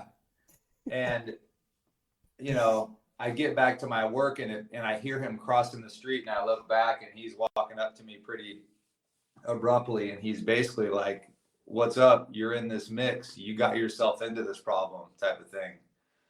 And, I got off the ladder and I kept some distance from him and kept my eye on him. And he was basically like, what's up, man? I don't care about those cameras. Like, you're in my mix. You got yourself here, type of thing. And I could tell he was comfortable with violence. And thankfully it didn't go that direction, but he was hungry for it, Mm-hmm. And he basically was like, what's up? What's up? And, I said, well, the mix that I'm in is this wall, and I'm trying to get all my frustration, anger, and direct it to something positive on this wall. So that's the mix I'm in. And he says, no, you're in my mix. And I said, nope, the mix I'm in is that mix. That's where I put everything, is on the wall. That's what I'm doing. And I said, do you remember when you were younger, when you would draw and you would just scribble and try to make shapes and all this? And I look at him and all the anger had left him, dude. And he was kind of like really listening to me. And I was like, remember like drawing on pieces of notebook paper and just like doodling and just trying to just zoning out. And I noticed he looked kind of confused and a lot lighter. And he was just looking at me. And I was like, that's all I'm doing right here. This wall is like a big piece of paper. That's where I put all my energy. And no joke, the guy, he just looked at me kind of bewildered. And I said, I hope you have a nice rest of your day. There was no more violence or aggression in him, dude. Until when I got back on the ladder, I hear a big smack and I turn around and he had taken a big piece of cement and slammed it on the stop sign. Because he had to have the last go, Yeah. Like he probably came back into like a violent state, and maybe that's the way that dude gets seen, is through fighting. He looked like a dude that I would have had a very hard time with. You politely said what did you say? He looked like he was comfortable with violence. Oh yeah. Yeah. I could tell it. I mean, he would have kicked my ass, right? Like, yeah. Oh, he would have ate my lunch, dude. And that's why I had to keep my distance from him, even as I was talking with him and trying to say like, hey, the mix that I'm in is the art mix. I was trying to bring some levity to him while maintaining my ground, but Well, and Andy Brown is being humble right now too. You're a tall man, Andy, so you can create some space if you really wanted to go that direction. You could probably use your legs and create space or whatever. But what you did was the courageous move, which was kind of like situate yourself in this, realize there's a risk, but make an effort anyway to reach out across that gulf. The gulf of like the confusion and the ideas and the misguided and connect, and you were able to. Go ahead. I was gonna say I didn't want to react to him, because I didn't want to give food to the beast that was showing up to me. So I guess looking back now, I just focused on what I was doing instead of like, hey dude, step back from me. Hey, keep your distance, Yeah. Well, what occurs to me is, I had the sense that maybe he saw your expression, your wall, experienced some frustration about not being seen or heard and not expressing himself. but then you used the masculine quality of will and, some firmness to express yourself, but you restrained yourself too, right? Like you didn't go full force, full ham, start throwing stuff at him, whatever. No. And then you tapped into something feminine, something intuitive that brought the thought to your mind of, do you remember when? And you take him back to his inner child place. And you said he softened when you spoke that to him. Yep. You touched something in him from maybe something that just intuitively, femininely arose within you to say in that moment. Because I'm sure you weren't planning for a showdown, earlier in the day. Like you didn't have that planned out, which is masculine, the planning part, right? Yeah. And you tapped into your feminine, you were able to respond the appropriate way, and you touched him somehow. Yeah. Yeah. It was nice. I mean, it could have been a very tough situation for me, but thankfully I got to keep painting. With just a little bit, there was a guy that was in the parking lot when this happened, and he was working on the scissor lift that I had rented. And when that dude came up, the guy had like a Black Widow tattooed right here. Oh yeah. And a bunch of like, he looked like someone who was familiar with like institutional life, unfortunately, probably had a rough go. Mm-hmm. And that dude who was working on the scissor lift was gone, man. He was like, this is not for me, Wow. And I don't blame him. The kid, he was probably in his early 30s, and he just didn't want to waste his time. He was like, this is not the scene, Yeah. So after it happened, I went around the corner, and the kid was in his truck, and he was like, what happened? And I was like, nothing, man. You can come back and work on this lift. And he was like, all right. Nice. I'm glad that you shared that story, because I love bringing things back to like the practical ramifications of stuff. I find that's what connects for me, people's like real life experiences. Yeah. And I want to touch, Dusty, do you have like a little more time, brother? I do. I'm good. Okay, sweet. I do want to touch on the idea of the rites of passage, like how to transition from, and this is true for ladies as well, how to transition from being a girl to being a woman, how to transition from being a boy to be a man. My experience has been I've had to kind of create my own rites of passage. And what's interesting about life is that life will sometimes throw a rite of passage at you when you're not necessarily prepared for it. Like that's why I really like Andy's story, because you were just vibing on the wall. You're in a completely other world, like a world of like art and like lines and patience and and then all of a sudden the situation, which that's a dangerous situation that could have gone real bad, and you kept your shit together. You didn't even let it mess up your day, and you even were able to bring the dude back on the scissor lift. You know what I'm saying? Yeah. So that's an example of like, that's actually a blessing for you, that experience, because then it just adds to this reservoir of character that you've developed over your life, and you can like refer back to that in future instances and stuff like that. But as a young kid coming up, we don't have these like formal rites of passages that cultures across the world, anywhere in the world, they have had something to like kind of celebrate the birth of a man into the community. And so I would love to hear both of your thoughts on that. But if you would start, Dusty Don, just your thoughts, and maybe even touch on your retreat that you're planning, because that's highly relevant.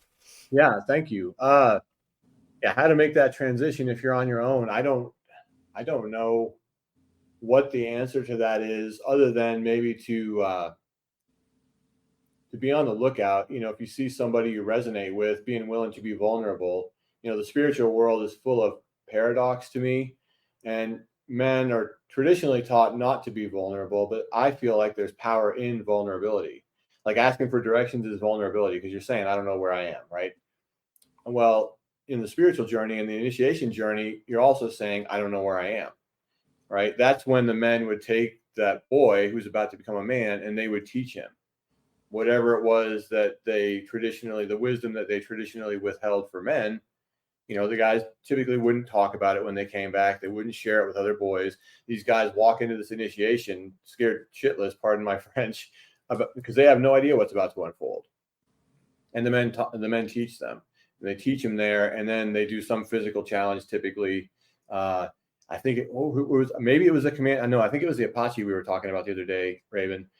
One of their initiatory tests was this boy would be given a certain amount of water, and he had to drink that water, put it in his mouth, hold it in his mouth, and run a mile, and then spit the water back out into a measuring cup. And if he had swallowed any of it, he had to go run the mile again and do the same thing. But this time they put one of those needle hair cactuses under each armpit, and he had to run the mile like that and still not swallow water, right? So we're not talking about like easy physical tasks typically, but when they successfully completed that, they could say, I did that, my father did that, my father's father before him did that, like I'm part of this lineage. So for a young guy coming up, you know, thankfully we have this media where the information and the words getting spread, and then looking for somebody that can be maybe a teacher or a guide and asking questions, asking help, being willing and open to say, I'm having this experience. Can you, like, what's your perspective on this? And that's what we're going to do with these men's retreats, is take a mix of spiritual teachings, manly stuff like axe throwing, shooting guns, obstacle courses, and even some feminine things like we would do a sweat lodge. And then after the sweat lodge, maybe do IV hydration therapy, which is a way of nurturing your body. Like the Apache boys weren't getting, you know, IV therapy after running that mile. Like they didn't get that coddling. But, you know, as a man, what's wrong with like taking care of this body temple, keeping it strong so we can do what it is we need to do? So that I'm developing the outline for that now. It's pretty well done. And then it's a matter of finding a place and then booking it and getting it out there and having guys come. And it'll be a place for open discussions just like this. Maybe what it means to be a man is shifting as we as a society are shifting too, right? Like maybe it's not, you know, learn how to hunt, kill, work, retire, get a gold watch and die. Maybe it's beyond that, right? Moving into personal sovereignty. And I think if we can attain that, that takes us to spirit, and that's the ultimate attainment. And at some point, when whatever lifetime we achieve that, then we're off the wheel of karma of life, death, and rebirth into this earth. You know, that's my thought. But I'd love to hear what Andy has to say too, and you, Raven. Quick question: where is the retreat taking place that you're planning? It's going to be here in Texas, somewhere around Austin. I've just got to find a venue for it. I have a couple places in mind right now that I'm looking at, but it'll be out on some land, and you know, we're going to do stuff like learn how to make fire, right? And then we're going to, you know, so we're not just going to learn how to make fire, but then that discussion about learning how to make fire is going to be morph into how to nurture the fire inside you. You know, the fire in your belly to accomplish your goals, and the spiritual fire inside you, and the importance of keeping that fire lit as we keep the fire going throughout the duration of the retreat. And then we're going to learn how to, you know, cook and smoke a brisket, like a manly thing.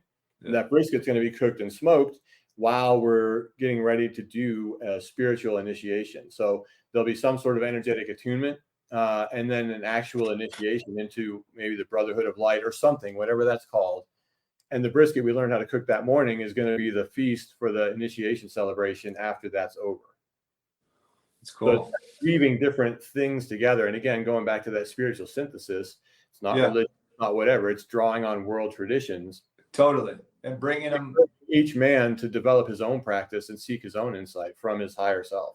Yeah, absolutely. I think that's a great way to do things. I think by doing what you're doing, you're kind of like showing, hey, you can create your own rite of passage, your own ceremony, etc.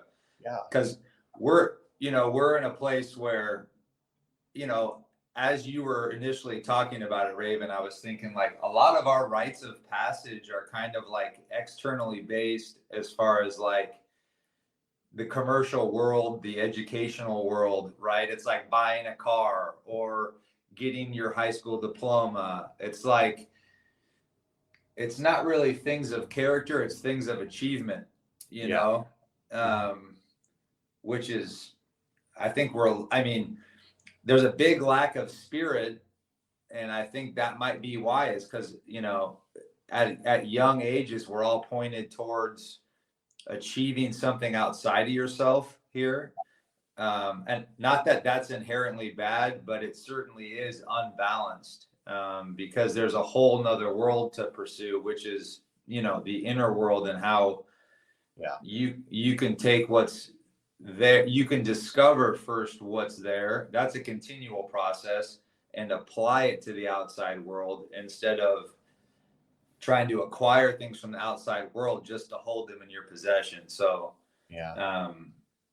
you know, that what you were mentioning about the people running with a mouthful of water, I think that's excellent, man. I mean, just even nowadays, like I live about 11 miles from my art studio.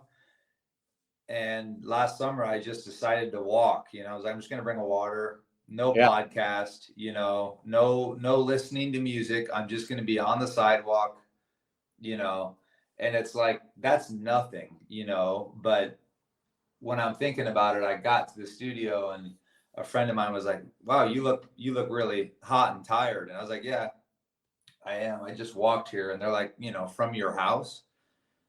And I said, yeah. And they're like, why? I said, well, I don't know. Why not? I mean, you know, it's a 3.5 hour walk, and it was hot and miserable. And it was also really enjoyable because, you know, it's like 110 degrees out, but man, there are so many more worse things that I could be doing for 3.5 hours. You know, it's like, so, you know, I think the rite of passage thing is like, you can create your own things. I don't think people will typically do that, but I also do think that with all the stuff going on, you know, like in the art world, for instance, through social media, you can kind of posture as like a mural artist because you painted a mural, or an art curator because you curated a show, but no one verified that for you. No elders, because we have social media. It's the same thing with graffiti. You know, when I was involved with graffiti back in the 90s, the elders would keep you tamped down. But now with social media, you can be famous as you're filming yourself doing your graffiti. And, you know, the elders aren't there anymore, because now it's like, wow, I have access to all these people.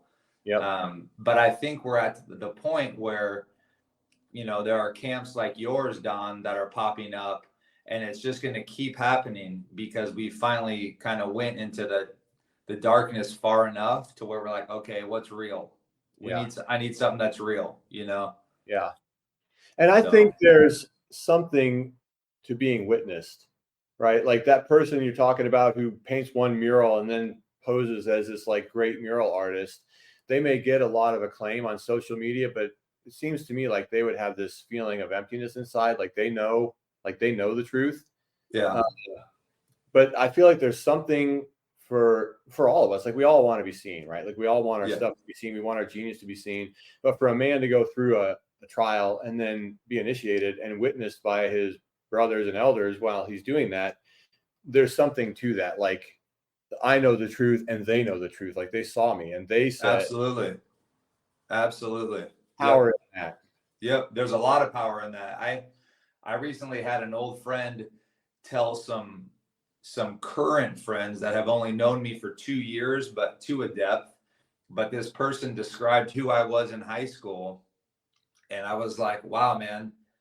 Yeah, that is who I was. That's who I remember myself being. And you're making me feel like that is true, you know? Raven, what do you think about the rite of passage, man? Yeah, so I appreciate the chance to talk about it, and I agree that you certainly can create your own. I think that there's a mentality. I've been blessed with having like really good male friends. Like my father was amazing, but he wasn't putting me through Spirit Quest or anything like that. Like, but I've been blessed with like good friends that are action-driven people and like lead by example. So like, you have to try to do hard things sometimes. Like I think it's very important, like as part of like the character building that happens. And I want to mention too that like, don't feel there's any time limit on this. Like, yes, historically rites of passage happened typically during puberty when the boy was like physically becoming a man, but you can have this rite of passage anytime. Like I could go to Don's retreat and it would be freaking amazing. You know what I'm saying? Like this is a lifelong process of continuing to unfold. And like the idea of unfoldment is powerful in our society because we do live in like very we live in a capitalist society, and things are very like linear in many ways, and there's like goals and numbers and metrics, but it's really important to remember that like it's an unfolding our whole life, and our whole life we're going to be continuing to learn and grow and get better. So like when you do hard things voluntarily, that is like, these are little mini rites of passages. Yeah. And like sometimes life will throw the curveball and you got to do the hard thing, but it's really good to do like what Andy did and was like, you know what, it's 110 degrees. All these people are complaining about how hot it is, but I'm going to go out there for 3.5 hours. I'm going to be competent and sensible and bring lots of water so I don't friggin' dehydrate. But I'm going to do this thing, and it's a little bit hard, but it's also awesome. And I've been like running lately, and you're just always trying to like push your limits. Physically, if you can, if you're blessed with like, your body is in good shape and you're not like injured or whatever, do hard things, learning new skills. Like in order to learn something new, you have to be willing to suck at it initially. And that's the piece that is like difficult. That's so a hard like, one for me. I don't like, I know. I feel like I should be good right out of the gate, right? Like, yeah, and that a lot of that comes from like the cultural programming that somehow you are expected to be good right away, which makes no sense. Like you have to be willing to make mistakes, and the humility piece for me has been like one of the greatest teachers. And it's not always easy. It's really not, especially if like you're in a situation where you feel like you're even like being piled on, because like the witnessing thing can go both ways. And Andy and I are going to talk about being a public artist and like the vulnerability that happens with being a public artist. But like it is powerful to be witnessed, but it's hard sometimes when a bunch of people witness you failing at something. That requires even more humility. But like for me, it's like that humility becomes fuel for like, now I just am going to try even harder. And sometimes you got to lick your wounds for a second and make sure your head's right or whatever. But it really is that realize that the world didn't explode when you failed, right? Like you're still here, you're still ticking. And most of the time, it was a much bigger failure to you than it was to the people who witnessed it anyway. A thought, right? Like, and that's a thought, right? It's a thought. Yeah. Correct. Like I was sharing the story about how like as an audio person, I'm like super finicky about audio, and I'll sometimes like hesitate to put a show out if there's like a little click, and then I'll send it to a friend and they'll be like, what click? What are you talking about? Like, oh yeah, that's right. Because I'm dealing with, I want this like, yeah, exactly. So do not despair, young people out there, young men and young ladies out there who are watching. Don't despair just because you haven't had a rite of passage yet, or people in your life aren't showing it to you. What Dusty Don said is true. You can find people, and you follow your heart, you follow your intuition. You can find people that can really help you with this stuff. Yeah, I think a great way to start is doing a sweat lodge, because like a sweat lodge is a fantastic experience. It is hard, but it's also very prayerful and meaningful. And most communities around, you can probably find a sweat lodge if you look for a sweat lodge. That's a great place to start. I'm always careful about talking about this stuff when it comes to like plant medicine and some shamanic journeying, because this is a path that is not actually for everybody. Some people though are called to it. And if you have that inner calling to experience plant medicine, fungal medicine, and do ceremony in that way, that's another fantastic way to do a rite of passage. But you got to make sure that you're like, you actually want it. Don't feel like there's this societal pressure that you should. Forget it. It has to come from within. But if like for me, like from a very young age, I was just obsessed with experiencing altered states of consciousness. I was reading Aldous Huxley, Doors of Perception, when I was like 11 years old, asking my dad what LSD was. He's like, oh man, this is, I got one of these for his sons, huh? But and then my first plant medicine experience actually came from on Earth. It wasn't even a synthesized chemical. It was the Hawaiian baby woodrose seed that I was just like, I was turned on to by a friend. I was called to experience it, and it was completely earth-shattering experience. Difficult too, because I took like a lot, like a very heavy dose without realizing it, and I was partially paralyzed for the first like 20 minutes of the experience. I was just lying under the moon in Chicago at a park and like not being able to move, and I'm like, but it ended up being a like absolutely amazing, like earth-changing experience. And so there's ways of achieving that, and it goes with the all one versus aloneness thing, because for me, I had a tendency to feel lonely. Like as a kid, I would feel lonely because a lot of the stuff I was interested in when I would try to talk to my friends about it, they're like, why you think it's so deep? What the hell are you talking about? We're going to go watch this Right. friggin' Bond movie in the theater right now. Like, what are you talking about? Meaning of life.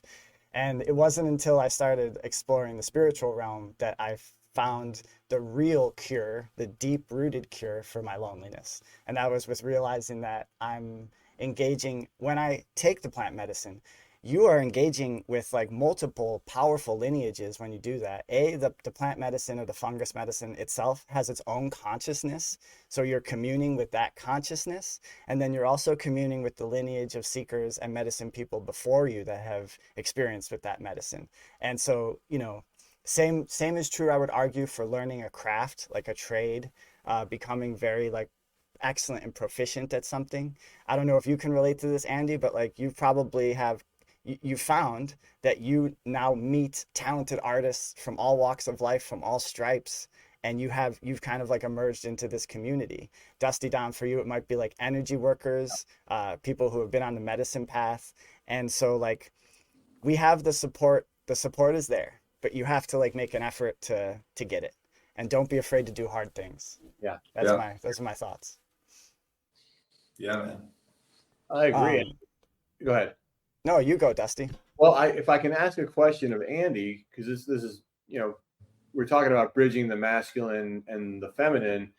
What the question is burning inside of me is like, what is the creative process like for you? Like, so you go make this big mural, which requires some planning and measuring, and I'm sure it's things like that I would call more masculine. But then allowing the creativity to flow through, which to me feels more feminine. What is that process like for you when you sit down and you're going to make art? How do you sort of, use the masculine, but slide it aside and let that desire to control move out of the way for something to come through you? Let's see here. Yeah. So sometimes I'll like just pick 4 or 5 colors and I'll say, I'm going to make a piece from this. That's the parameters, and then I just go. I mean, I can just draw, I mean, if I sit down and just start drawing, things just happen, Yeah. Does your drawing evolve like as you go along? Like this part that you drew over here kind of feeds the next iteration of your drawing, or do you have a whole vision in mind when you start? Oh man. So I have like a couple of different paths that I've been developing for years and years. So like the saguaro cactus, like here we go. There's actually a few pieces here that are okay. So Beautiful. yeah. So there's that saguaro cactus piece, then there's the staircase. Mm-hmm. Hold on, let's see here. There's this. I was going to say that Andy starts by drawing a staircase. And Yeah. That's how he starts his art. Then there's this. This is basically pieces of wood I sawed and then painted. And it's kind of like a 3-dimensional kind of model. Yeah. Oh, So, cool. Yeah. I mean, to answer your question, I don't know, man. I have so many sketchbooks. One of my favorite things to do is just to sketch, and it just softens my mind, like I'm a heavy thinker, deep thinker, Okay. and it's just like medicine, and it always has been, I mean, I think it's basically what I have to do. Otherwise I'm like a bit too intense, Well, and it's interesting because what I hear about the sketchbook is like, for me, I sit down, if I try to draw something, I'm probably drawing in stick figures, but it's like, I got to get it right. But if you have a sketchbook, you can just start sketching. And if you don't like it, you can sketch another thing, right? Like make another. Oh, yeah. Well, and that's part of the thing. Like when I'm working with youth, sometimes I do volunteer like art coaching or whatever. The whole message that I try and share, because a lot of the times I'm introduced as world traveling mural artist or this and that, and that's not really what needs to be said. The truth is I love to draw and I love to paint. And it's really the process that is of value. It's not the fact that I make a living from it or that I've painted here or there. It's, hey, do you hear my dog? Yeah. Stop. Hey, chill. I'll be right with you, dude.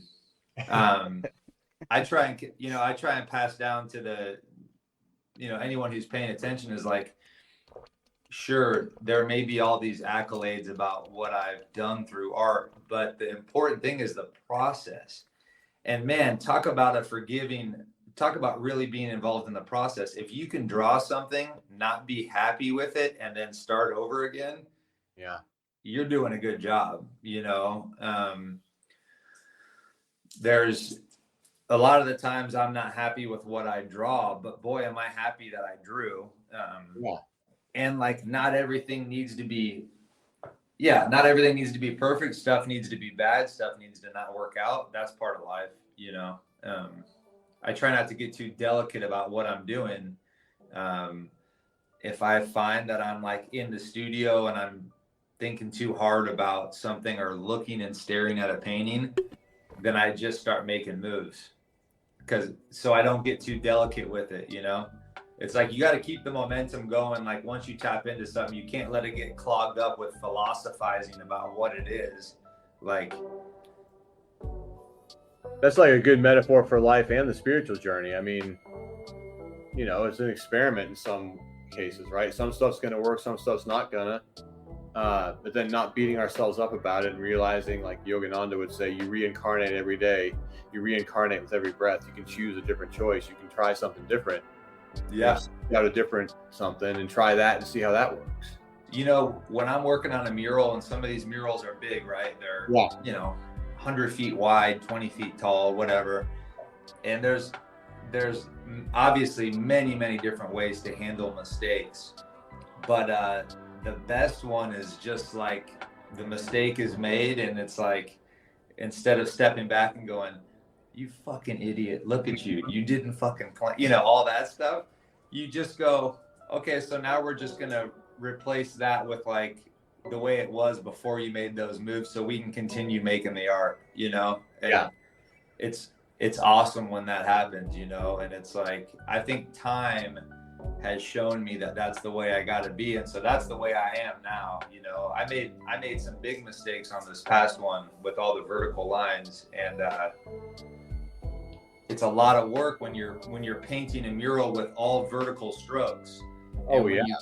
You make a mistake, you got to do those vertical strokes and the 7 different shades of purplish blue that you're using. But it's like, that's part of the beauty of it too, is that you're really getting into the fold and into the process.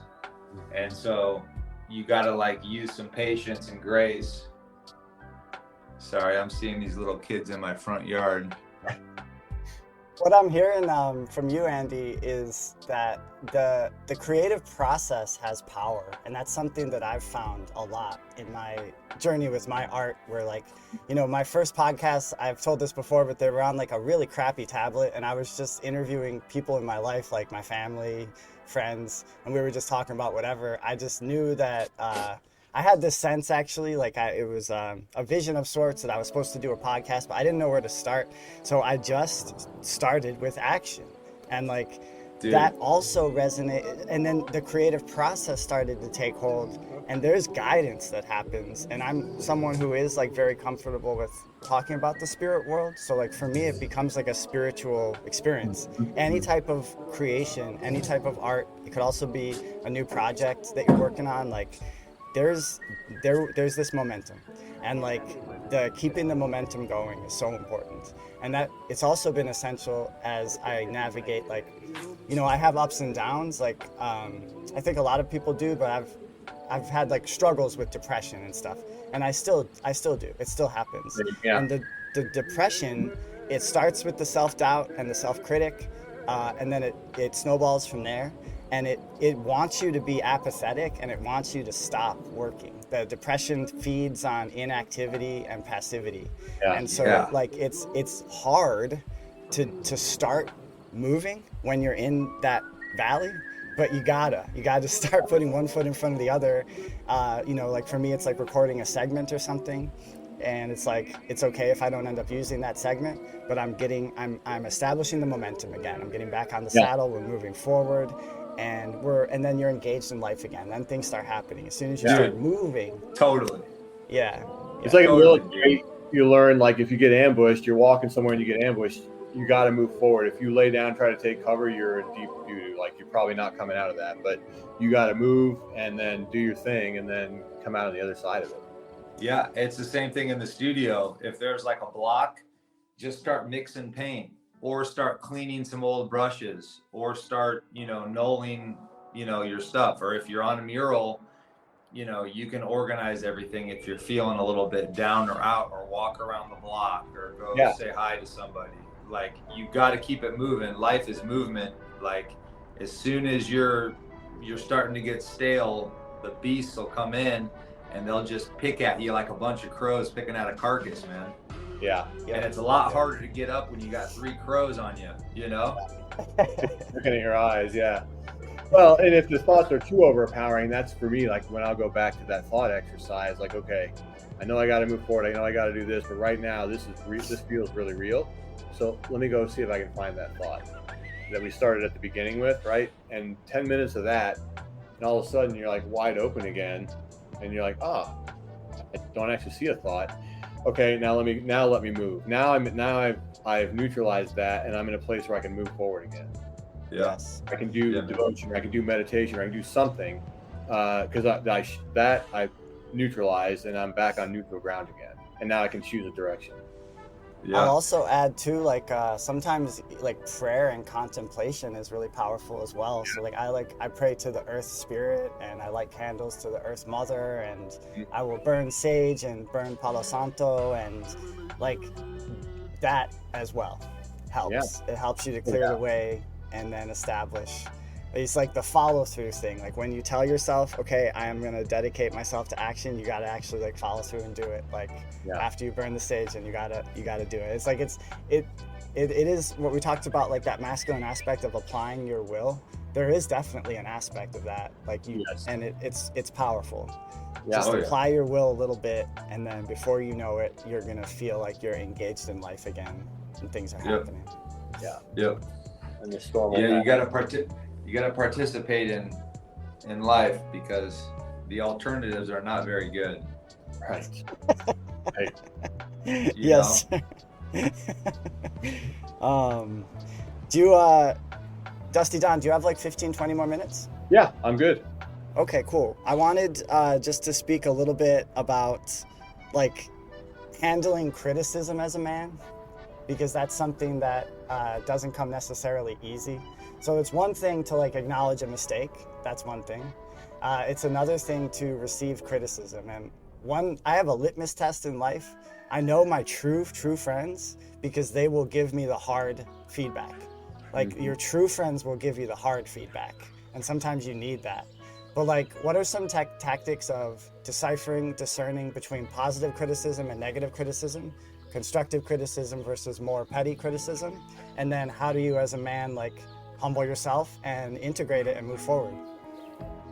That's a good I know one. it's a nice easy question for you. And, it's tough sometimes, because you hear that criticism and the first thing that comes to mind is F you, right? Like, how dare you say that about me? But then what I found helpful to put space into that narrative is, okay, I know that about myself. I know that that's the default response, perhaps, until it's not. But there it is. But one of the things I learned, and I'm pretty sure I learned this reading Yogananda stuff, he said, whether it's positive or negative criticism, the thing to ask yourself is it true? Like, is there actually truth in this? Is there something, no matter how it's delivered, no matter what the person's motives are, which we truly don't know, but I can tell you I've spent a lot of time critiquing what I think people's motives are, which is futile. But is there actually truth in that? Is there something I could have done better? Did they actually, even if they said you're a worthless POS, blah, blah, blah, blah, blah, and then said something, is there something to be gained from that? And if there is, then capitalize on that and be like, okay, I could actually, I could actually have done that better. I could have done this. I didn't show up on time. I actually did make an error, not on purpose, but it was an error. So next time, maybe I would do it like this. And then just taking time to breathe. And then for me, to the best of my ability, not trying to get into a defense of myself to perpetuate an argument. Is again, like, what are the results of that? Do I come out feeling right?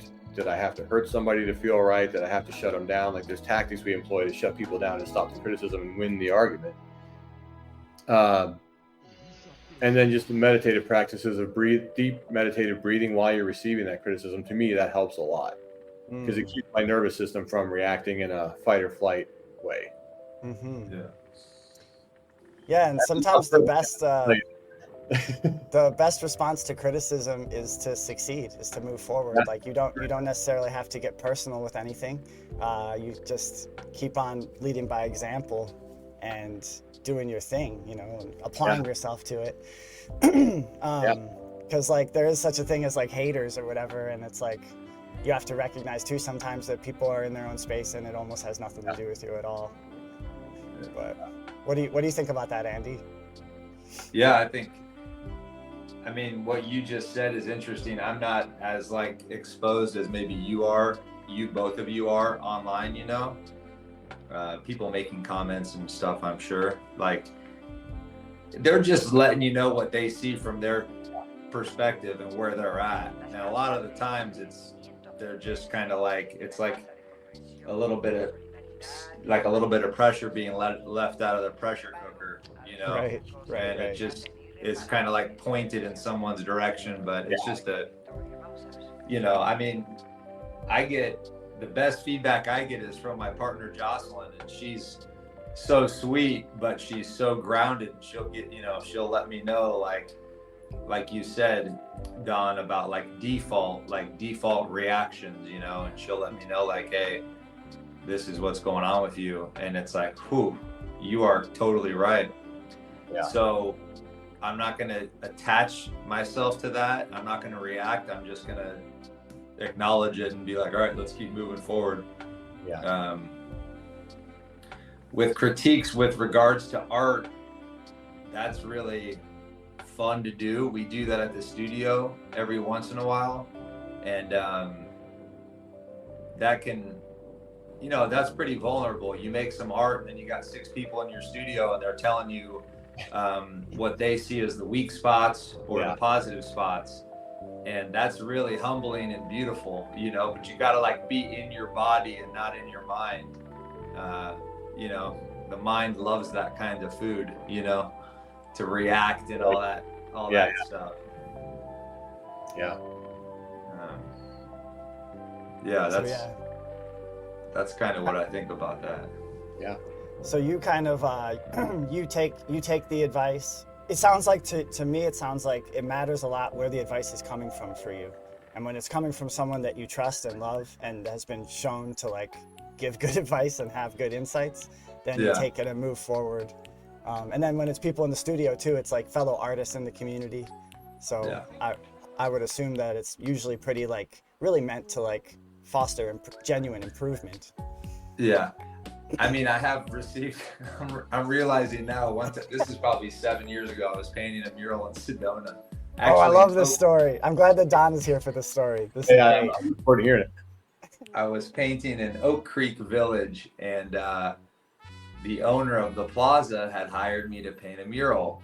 And like my 4th day in, I'm on I'm like, whatever, 20 feet in the air, 25 feet in the air in the scissor lift.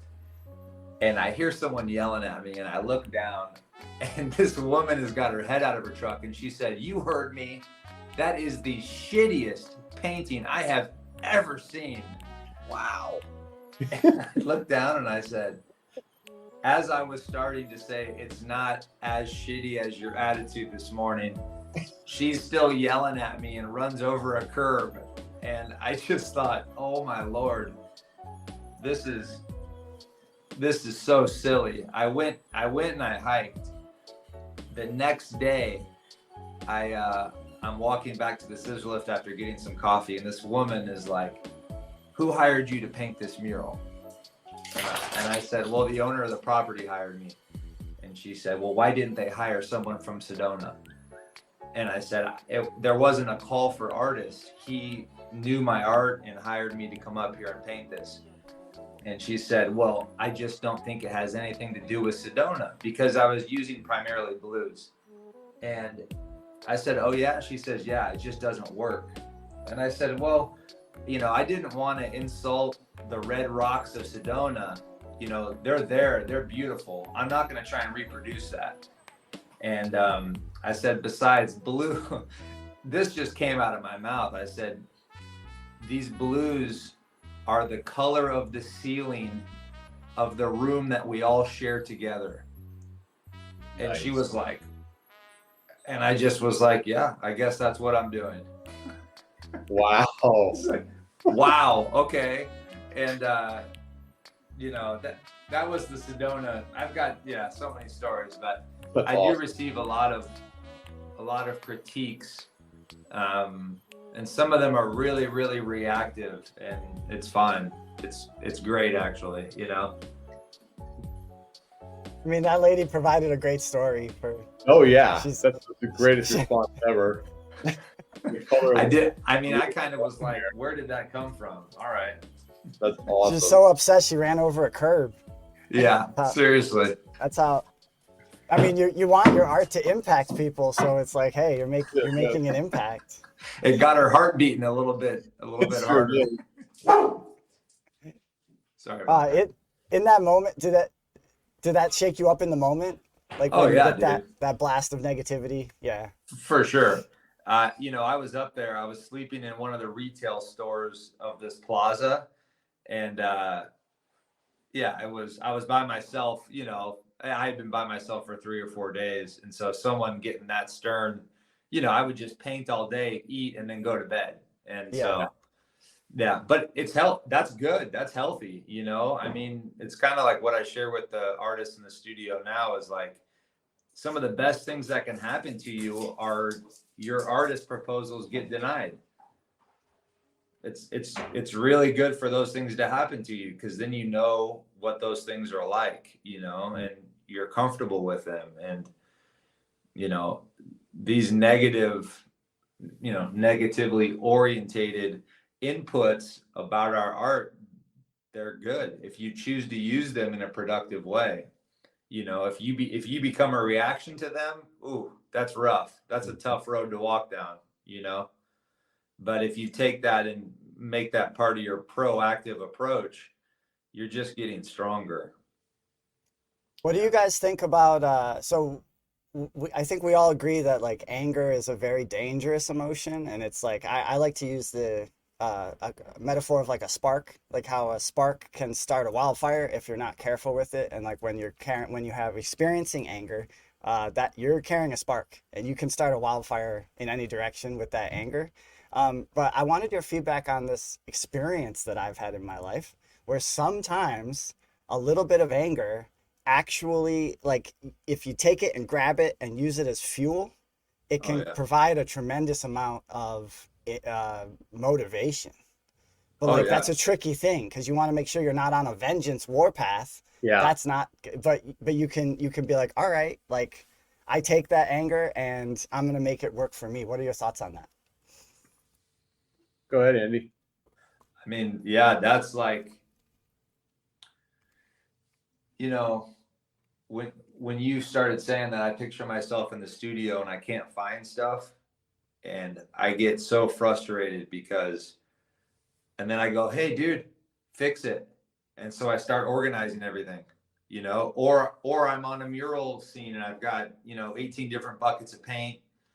I've got 12 4-inch rollers, 6 9-inch rollers, and I can't find like the bags to put them in, you know? And it's like, hey dude, you're getting angry. Why don't you just organize them and set yourself up better instead of being lackadaisical, you know? Because you got to handle the foundation part of this work so you can comfortably get into the flow. You can't go back and forth. It doesn't work, you know? So that's what comes to mind right away. Anger, as far as like, you know, I mean, yeah, dude, it's just how you direct it. Yeah. I mean, that's all it is. And like, it's great fuel. if you choose to use it that way. I mean, I think there's probably a lot more anger in most of our lives than we realize, you know.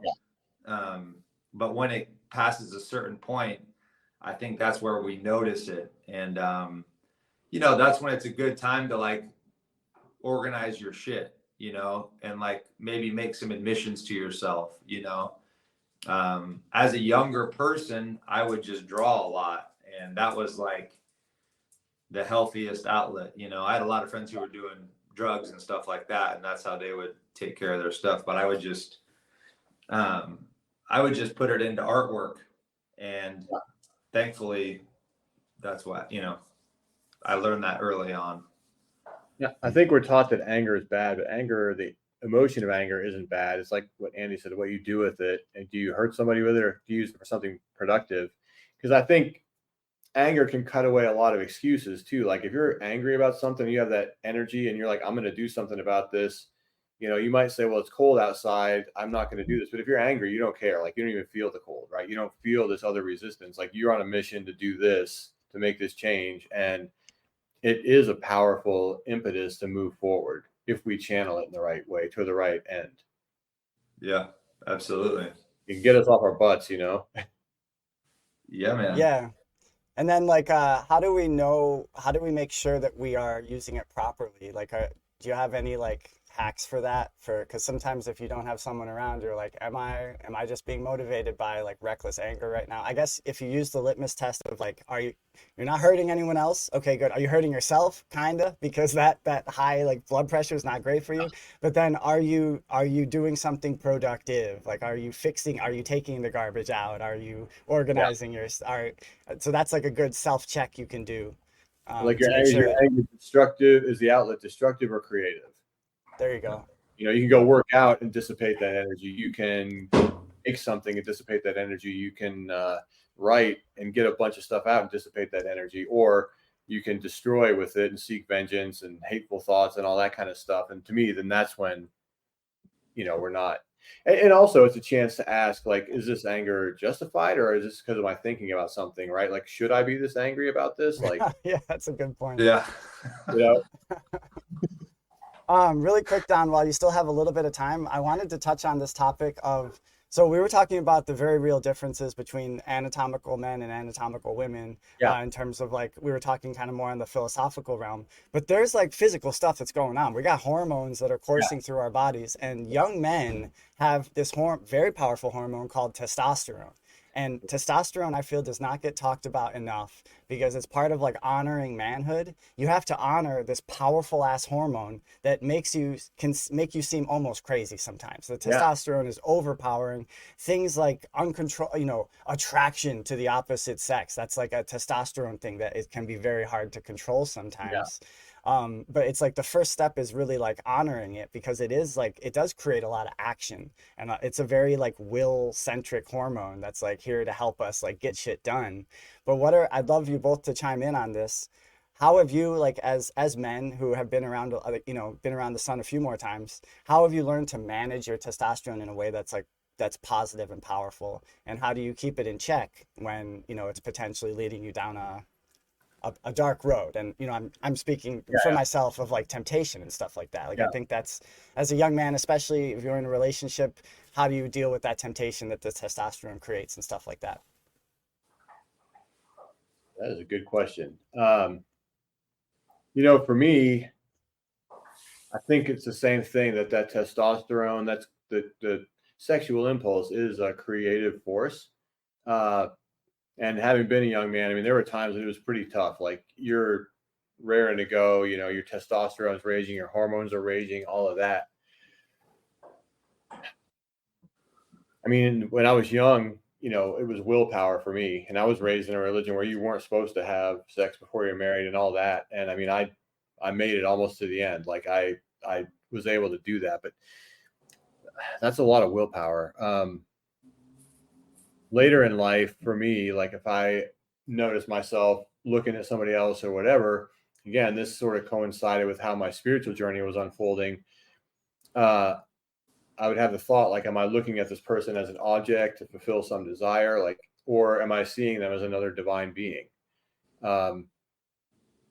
And this may sound a little Spartan or whatever, but I would literally force myself to look away, and like look at another man or look at something else. Like I just said, if this happens and this reaction occurs, I'm going to force myself to look away.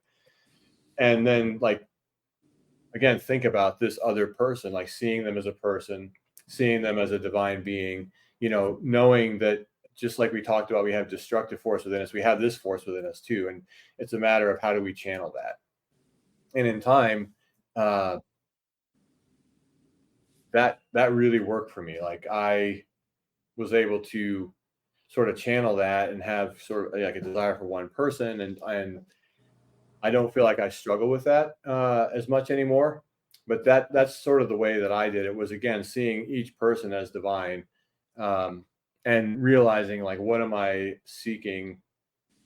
What am I making this person into if I allow my thoughts to go unrestrained, or, those sorts of things. And then what about the fighting impulse too? Did you struggle with that as a young man?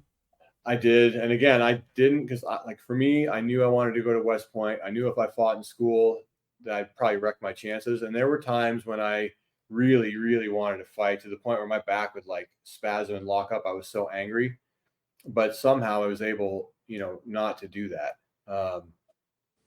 Because you were using your goal that you had. You knew you wanted to go to West Point. Yeah. So you had a vision in your mind, and you knew that. Like if I hit this person, if I do this, if I go down to the police station or whatever, my chances probably are going to vaporize, or it's going to be a lot harder to get in.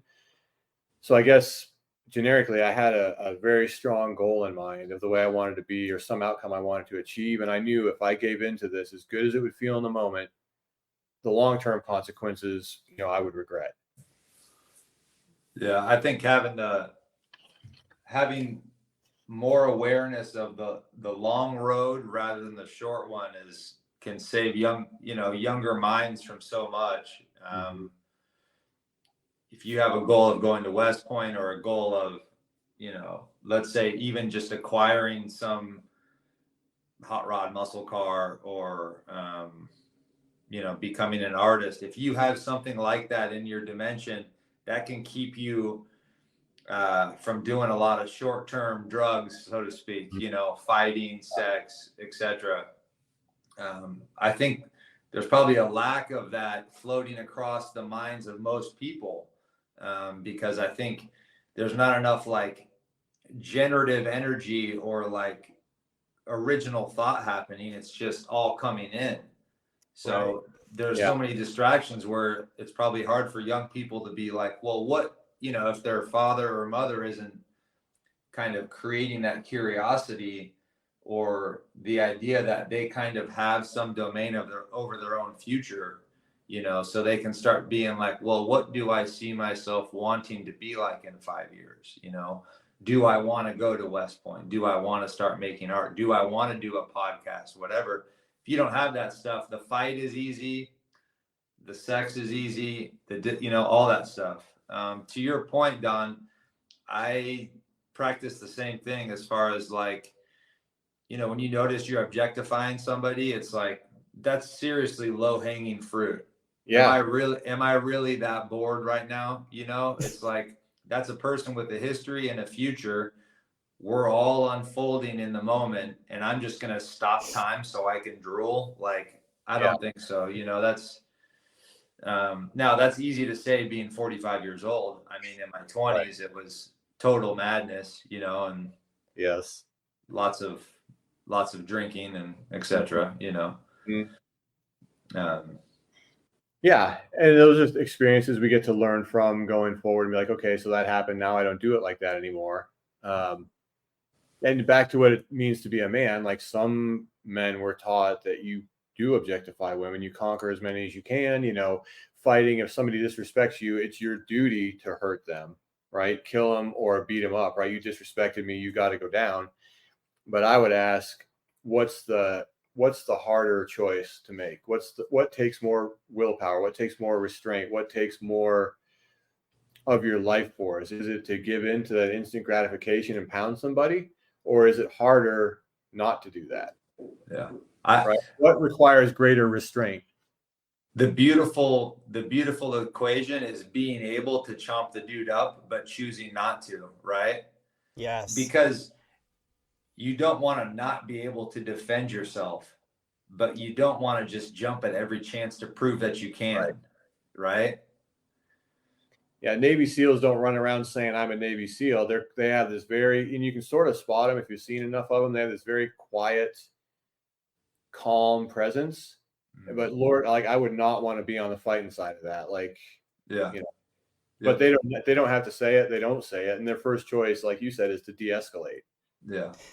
And you know what? A lot of that is like you don't just get to become an elite fighter by chance. It requires like a shit ton of training and discipline and like that doing the hard things over and over again and failing and then picking yourself back up. So that calm confidence that you can perceive is a result of some serious work and serious training, all of which required that positive testosterone. You know what I mean? Yeah. So it's like you've done some, you know what you're capable of.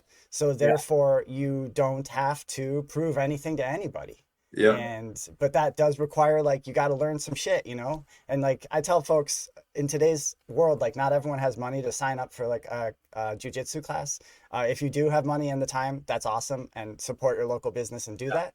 But there's also like I guarantee there's someone in your life that knows a thing or two about fighting. You can start with like a patchwork thing, like learn a little bit about wrestling as like a base. And then, you know, and even like things like watching YouTube videos and even like I'll watch MMA fights from time to time. And then I have like my bag and I have my one friend who's just my friend and we do fight class together.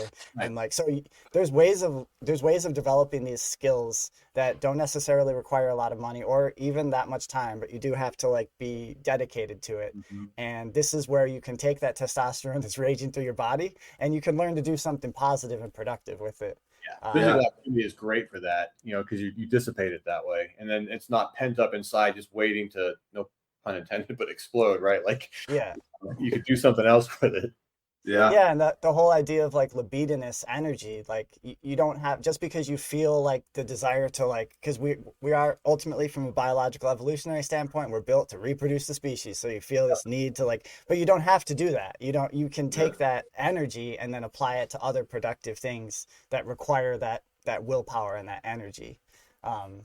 So like, you know, I just think it's important to honor testosterone, but also like the young men out there who are experiencing it, like to honor the struggle because it's like very real. And so all the young people out there that are like, that are facing this battle, like we all salute you and, you know, do something positive with it.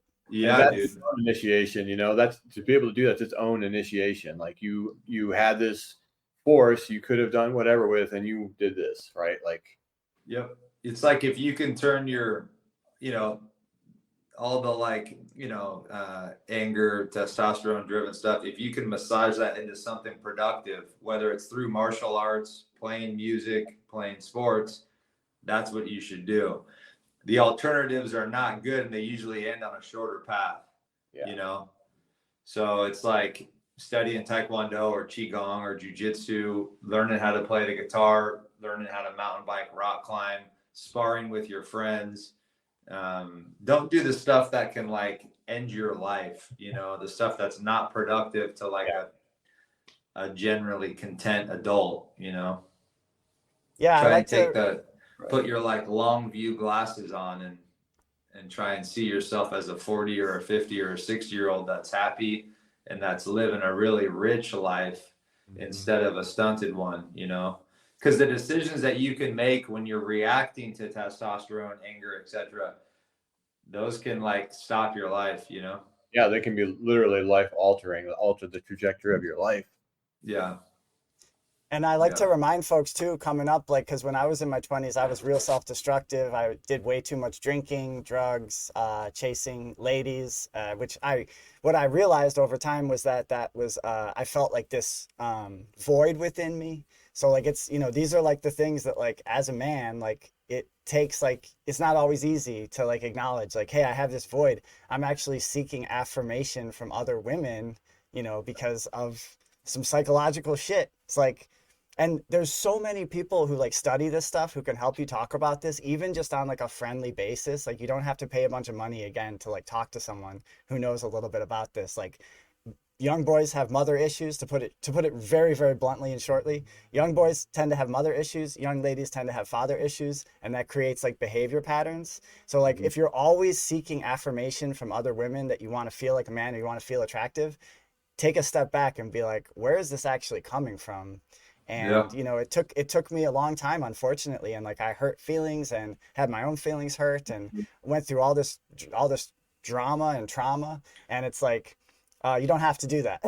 For me, it was the alcohol. Like once I quit the alcohol, which was one of the hardest things I've ever done, then a lot of the other stuff followed very easily, because it was the alcohol that was driving a lot of my destructive behavior. It was taking my inhibitions down. So like my dad taught me to be a good man. Drink a bunch of alcohol, forget about it. I'm like a friggin' wild buck on the hunt, like just forget. Yeah. So it's like, you have to keep that in mind too. Like if you're one of these folks that's able to drink in moderation, I salute you, and that's amazing, and that's a gift, and recognize it's a gift, because some people like myself can't drink. You just got to avoid it altogether. And I'm not one of these like straight edge people. Like I like to smoke a spliff from time to time. I like to do the hot bay with my brother Dusty Don. Like you don't have to be so austere and severe about it. But the alcohol and young men, dangerous combination. So. Yeah. As one of my friends says, nobody ever blamed their success on drinking. That's great. So before we transition into, I want to talk to Andy I want you to share some more of your stories on the street with painting these murals and experiences you've had. But before we do that, I just want to, Dusty Don, I want to give you a chance to let folks know where they can find you on the interwebs, Sure. where they can connect with you if they would like to connect, talk about your energy work that you offer. Little Raven, I endorse wholeheartedly Dusty Don's energy work. He's a very skilled practitioner, and he's helped me immensely on my journey. So Dusty Don, let folks know how to find you. Thank you so much. Yeah, probably the easiest way to get me is website or email. I got contact forms on my website, and it's www.dondrake, that's Don Drake, .energy. It's not .com, it's .energy, and I see Raven just put it up there. And my email address is don@dondrake.energy. Reach out to me there. Let me know you have questions. I'm sure, Raven, you probably put links in here when it's all. Links will be in the description, and when this comes out on the RSS feed, we'll have links as well. Yeah. And I'm always happy to talk to anybody. I do sliding scale stuff, so nobody's turned away.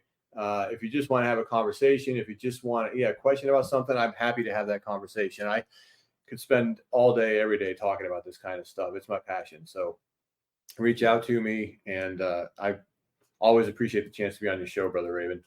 Yeah, me too. Don Drake is a man who's walked the walk, like it's for me as a man, like I tend to, you have to, it helps to like when you respect a man, like when you go to a man for advice, it helps to like respect the man. And Don Drake is someone who has walked the walk, has had so many different experiences, and someone who's just like inherently, inspires respect. So then when you transition and then you apply that to spiritual work, energy work, it's very powerful.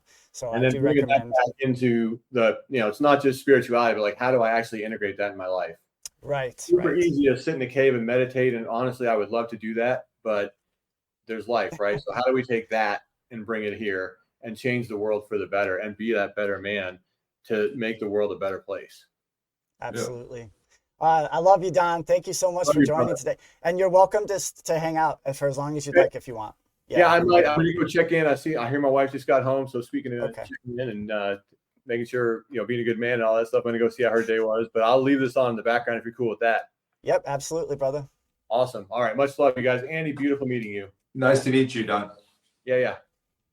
All right, everyone. DonDrake.energy for all your Don Drake needs. Check him out. He's an amazing resource.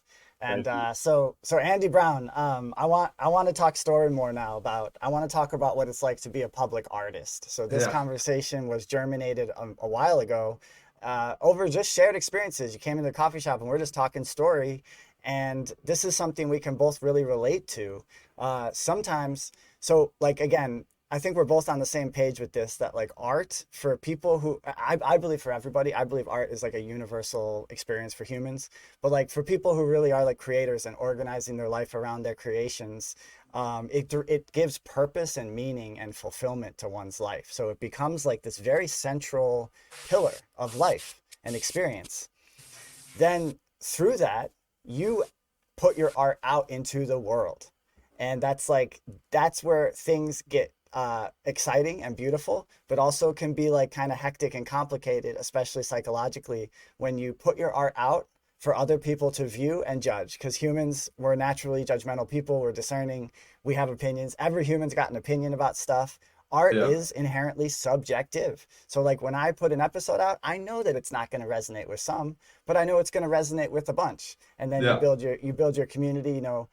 When you put a piece of art out, you're not like holding a gun to people's heads and saying you have to engage with it.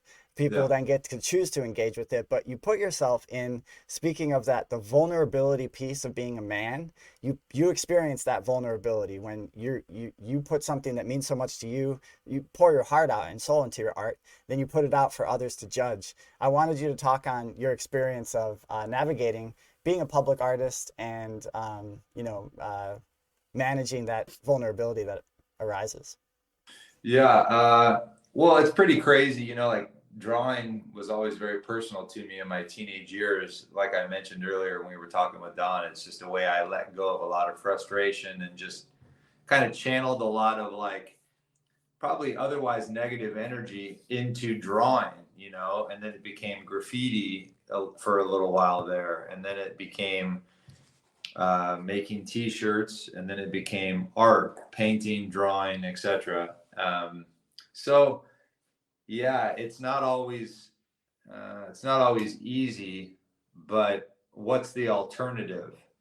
You know, the alternative would be, oh, I wish I would have shared this back in the day, or I wish I would have exposed myself more. And so I I chose to like put it out there, so to speak. With graffiti, you're signing other names. It's illegal. It's uncommissioned, so it can't really be traced back to you. But that's kind of just like, that was a very short time period for me, and I wasn't heavy into it. I had friends who were very heavy into it. But as far as like being a public mural, public artist guy, I really enjoy it. I think there's nothing better than being on a ladder on a wall and meeting people as they walk by. I'm working on one on Van Buren and Third Avenue right now, Oh yeah. and the people that I've met they've all said, good morning, hello, what's this going to be? And it's kind of like a concept-based piece, and a lot of the people really like it, and it's based around connection and positive interaction. And so I explained that to a couple of the people, and they're just like, wow, we need this right now. We're all too siloed off from the internet, social media, politics, all that stuff. And I said, yeah, absolutely. And it's not like trying to propose some utopian idea, because that probably won't ever be the case.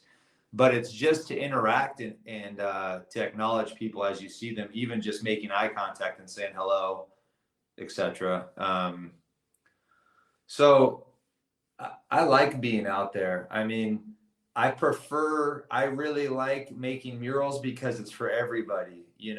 Some of my canvas work I show in galleries, and it's mostly just art people that see them. But I mean, I like just talking with regular people who aren't making art or who aren't, educated on art. I like interacting with the public. I mean, if I'm focusing, then I've got my headphones in and I'm just pretty much not even there. But if I'm not listening to music and I'm just enjoying myself, I love when people say hello or ask me what I'm doing. I've had a few instances, like one time I was in Mar Vista, just inland from Venice Beach in LA, and I was with Jocelyn, and I said, hey, keep an eye out for me, like stay in the car, but obviously just pay attention. And I started painting, and this dude kept on buzzing me on his BMX bike, and he would get his handlebar like a few inches from me as I was painting. And he was, it was like a local gangbanger dude, and I'm like, oh shit, man. So I just kept painting, and he kept on riding back and forth. And then his friend would ride back and forth, and they would get real close to me. But then once they saw it was the top view, it was a bird's eye view of a dude riding a bike. It all changed. Yeah. This dude was like, yo, man, this is fucking sick. We had no idea what you were doing on our street. Yeah. We love this. Fuck And I was yeah. like, yeah, y'all were getting like pretty close to me, dude. He's like, yeah, we were just putting you in check. Oh, That's man. great. I love that, man. Dude. But like, it sounds like the vast majority of your experiences have been positive, being a public artist and being out there. Yeah, the vast majority has been positive. I've had in Tempe, I had these dudes that told me they were going to jump me for my paint, Oh, and okay. I was by myself, and the dude was like, my homeboy wants your paint, and I was like, yeah, that paint's going to stay with me. I've got this painting to finish. He's like, nah, we're going to get it from you right now. And I was like, nah, you're not going to get it from me right now. I'm going to use this paint to finish this painting. And nothing ended up happening. But they were kind of betting on the fact that there was two of them and one of me that I would kind of fold, And Yeah. it's like, nah, boys, sorry. This is my paint. It's going to still be my paint after you guys leave, Again, Andy Brown's a tall man, so Andy Brown can create space Well, if he I'm a needs to. tall man. You could punch me. You could punch me real hard in the stomach and be done, But I think it's just not about. I think it's all about.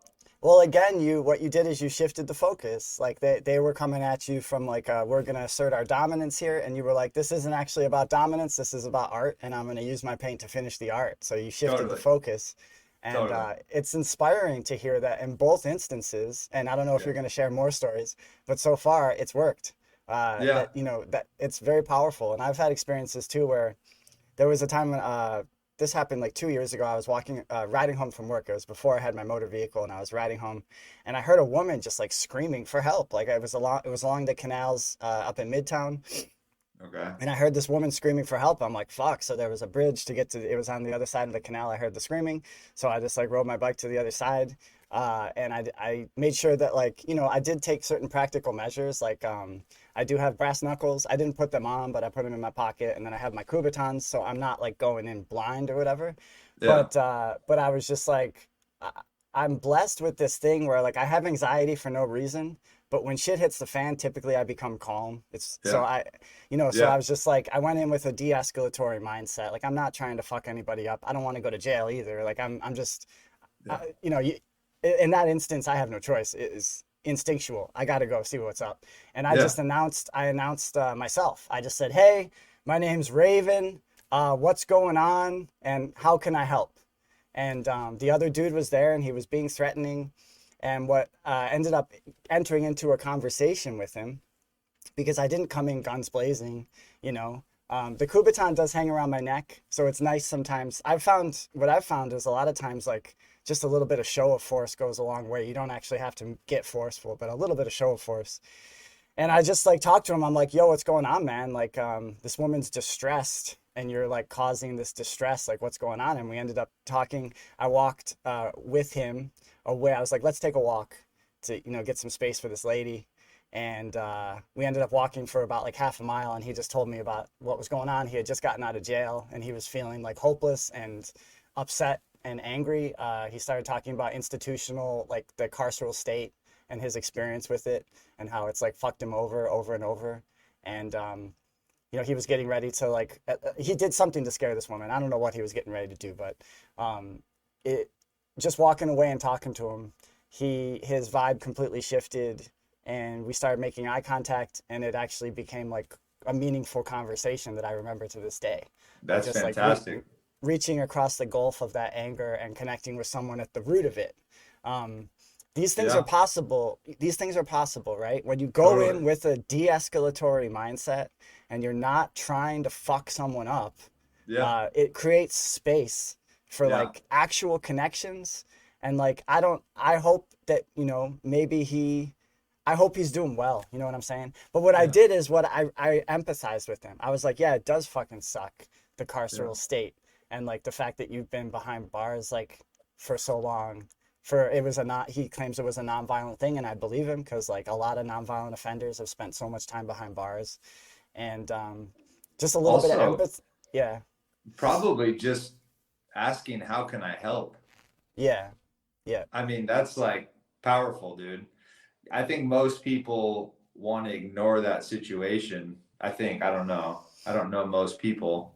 But I like arriving into a tense situation, just being like, hey, my name is this, how can I help? And all you're saying is, I see there's some kind of tension here that maybe needs to be alleviated, and so I can support that. Yeah. Yeah. And I feel like you kind of gave the dude an invitation to open up a little bit. Yeah. And I don't know, I've never been in that situation where I've just been out of jail, and so like maybe the dude feels like, wow, people do care, and Yes. I'm not totally alone. And the world probably seems very cold, but Yeah. some dude being like, hey, I'm Raven, how can I help? And then talking with him and walking with him that's beautiful, man. I think that's just what's needed a lot of the time, is more like context and connection, instead of like reaction and all that goes nowhere and does nothing for anybody, except for maybe like, an adrenaline rush to beat somebody up or get beaten up. Um, Yeah, I mean, if someone like starts getting forceful with you, you got to react. You got to defend yourself. That's where you got to have some sort of basis of knowledge you can draw from, a little bit of yeah. confidence to defend yourself. Because Yep. it does, like you say, to have the presence, you have to have the capability. Because Yes. if you have no capability of defending yourself, you're gonna have a completely different presence. Yeah. Human beings are animals, and we can sense things, Yeah. and you can diffuse a lot of situations by just making it known through your presence that like Yeah. you're not a pushover. Yeah. Like Yep. you're something that has to be dealt with, and so a lot of times people will choose a different path. Yeah. Humans are not like just inherently like violent and vicious. It's not been my experience, honestly. No. And like I've experienced violence and viciousness, but like humans are inherently not that if given a chance. And your stories resonate with that too. Like you shifted the perspective, you made it about the art, and Yep. it got through to these folks who were in like very friggin' high tense. I mean, the one dude had to still slam a piece of concrete against the Dude. stop sign. So I thought about that after that happened, and normally I'll catch some stress from somebody if I'm spray painting, because the typical thing is like they want to walk up and be like, what crew you from? And they want you to know that they were bigger than you in graffiti, or they were doing it before you, or they want to call you out as being a toy. But that specific day I was painting literally purple lines with a paintbrush, like no links, there was no words on the mural, there was nothing like that. And so I knew the dude was serious when he walked up to a man painting purple lines with a paintbrush. yeah, It's like, oh dude, this could potentially get fucking very active. But yeah, I think like, I like to think that, I guess the art that I'm doing is not about me, it's just about the art. And I think that enables me to maybe somehow not take things so personally. I like to think that I'm somewhat trying to like work for art, not make the art work for me type of thing. I want to do things that spark curiosity and that don't just like show off what I can do. I think we need things that are less predictable. And, of course, mural art is pretty static, but if you're creative enough with it, you can see it differently on different days. And that's something that I try to, I guess that's the space I'm trying to like mess with now, is that type of a space is like, I've never been like, oh, I want to do the biggest piece. I want to do the tallest mural, in the Southwest or what. That doesn't really work for me. I just like enjoying what I'm doing. And that's pretty much it. Do you have any other stories that come to mind, like either funny or harrowing? Oh man. And I was wondering if you had any like hectic times in your graffiti days. Was there any like running from the cops or anything? Yeah. We were up at a place called the concrete jungle, I-17 and north of town, I-17. I don't remember the other crossroad. Anyway, I had a friend, Don White, TCB. He was in a leg cast, and 3 other friends in my 84 Honda Accord, trunk full of spray paint. Yeah. We go to this spot, and it's along like a water drain canal thing, and there's a chain link fence, and we're painting, and a City of Phoenix official like drives up, but he's on the other side of the fence. And he's like, stop right there. And we had to go through this water to get to this place. So I'm like, we got to go. So I start kicking all the cans of spray paint into the water, and because I thought they were going to fingerprint them. You know, I'm 16 years old, right? Yeah, yeah. My friend Don is, you know, lunging through the water in his cast, and there's 5 of us in my Honda Accord, and we're now driving through the desert like so fast. And this guy's truck is driving along this canal on the other side of the fence trying to follow us. Dude, it was the scariest thing. I got home, and so you were off-roading in the desert 84 too. Honda Accord. Dude, job bless Hondas, man. Friggin' not every car is gonna handle that with the spikes and the spines and everything. Like it was crazy, man. It was a lot of fun. It was a good test of like my capability, the car's capability, and like yeah. you know, we actually shortly after that, I got a phone call at my parents' house, and my friend Brad was over, and I answered it, and it was the Phoenix police, and the Phoenix police had got a tip on their graffiti hotline about Andy Brown and some other guys and the graffiti crew that they were in, and they knew about what had just happened. And it turns out that one of my friend's girlfriends called us in to get a bunch of cash, because at that time there was a $2,500 cash reward for turning in graffiti vandals. And oh wow. I just said, you know, I'm not a gang member, and I never have been a part of a gang, and I don't know what you're talking about. And she, you know, the cop was kind of like dumbfounded. She was like, what? And I was like, yeah, that sounds like a gang to me, and I'm not a gangbanger, you know? Yeah. As far as like, I mean, dude, I've painted so many murals. If I go like through my photos, I'm sure I could like find some crazy stories of like, oh yeah. Done. And I invited my co-host Deus Ex Machinist, so he might be stopping in here too. So this is like turning into quite a fun forum chat. Right on. Yeah. So, because I love hearing about history, like especially the local history of Phoenix. I was talking with my property manager the other day, and he was big in the hot rod scene in the 80s, back when it was like in Central. Like now, unfortunately, because of gentrification and shit, the hot rod scene has to move because some assholes have an issue with it, which I just say like, yo, you got to embrace the hot rod scene. It's fucking rad. And anyway, it's more situated in Glendale now, but this was back when it was like in Central, and he said it was huge. And dude, it was huge. I remember that, dude. Yeah, yeah. Central Avenue was the spot, man. He was telling some stories of just like he talks about how like back in the day, it's young men with testosterone. We're talking about young men with testosterone. There's a lot of testosterone.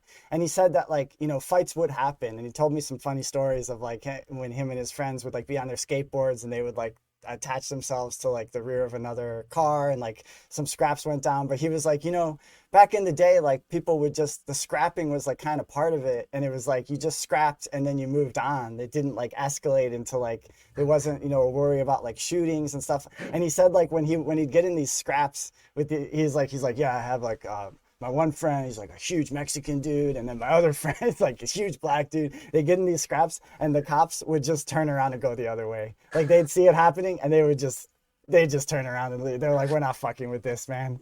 Dude, I have a friend who I've known him since middle school, but during the early 2000s, he was doing the hot rod thing down Central, and he was really loving fighting. And he tells me stories where he's like, dude, we got in 3 different fights in one night, dude. And, you know, no one ever pulled a knife or a gun, and it was just kind of like a sport. You know, they just like, you know, dudes in their mid-20s just going out to have a good brawl and then go drink some beers. And it's like, Yeah. wow, dude, I never got into it like that at all. I was rather just go straight to the beer, you know?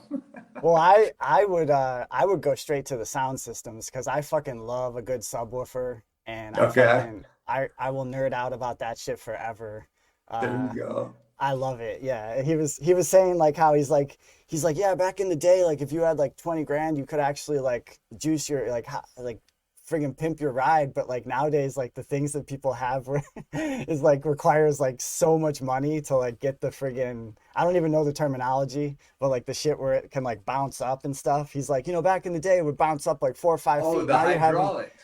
the hydraulics. He's like, now these things are basically vertical. Yeah, dude, it's like cars doing push-ups, man. Yeah, exactly. Welcoming in my co-host, good brother from another mother, Deus Ex Machinist, joining this forum chat. We're talking about Phoenix hot rod culture in the 80s right now. And I know you were a skate kid, Deus, so I don't know if you have any experiences. Andy Brown, this is legendary local muralist Andy Brown. This is my co-host, Deus. And Andy was also talking about his old graffiti days and some experiences running from City of Phoenix and stuff like that. I was listening. I'm glad you could jump in because I would love to hear some stories of you. You were like Deus was a genuine punk, like genuine punk. Growing up in like the 90s, right? I had a big mohawk and everything. Yeah. So I was born 88, so I grew. You say I'm sure we do. 78? We're from Phoenix. 88. I think. Oh, 88. Okay. I wonder if we might know some. 88. Yeah. So a little. We have to because it's Phoenix, and we were both raised here. And even if like one of our. Oh shit! You just froze for a second. Born in Phoenix, Oh, am I back? You're back. Yeah, you're back. Yep. Oh, sorry. You were saying if you're born in Phoenix. They say, Phoenix. Raven, by the way, that if you're from Phoenix, yeah, you know everybody from Phoenix. That's always been kind of the joke, the internal joke. Yeah. I can't even tell you how many times I've been in like a whole different state, and like ran into somebody, and it's like, oh, you're from Phoenix? Oh, do you know? Oh, you're from, I went to Thunderbird High School. So it's like, oh, you're from Thunderbird High School. Do you know this person? It's like, I absolutely know this person. Thunderbird High School, dude. So, yeah. So do you know, you're young, you know a guy named Brian Poirier, Bill Paluchel? No, I don't. We grew up drinking the same water, dude.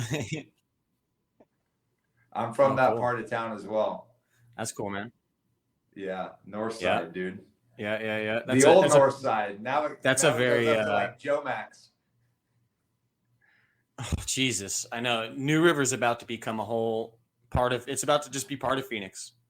New River's the new Sunny Slope. Right on, dude. No, nothing will replace Sunny Slope ever. I would love for you to reminisce on some of your punk days, Dave. Like, did you ever experience some crazy shit? I'm sure you did. Yeah.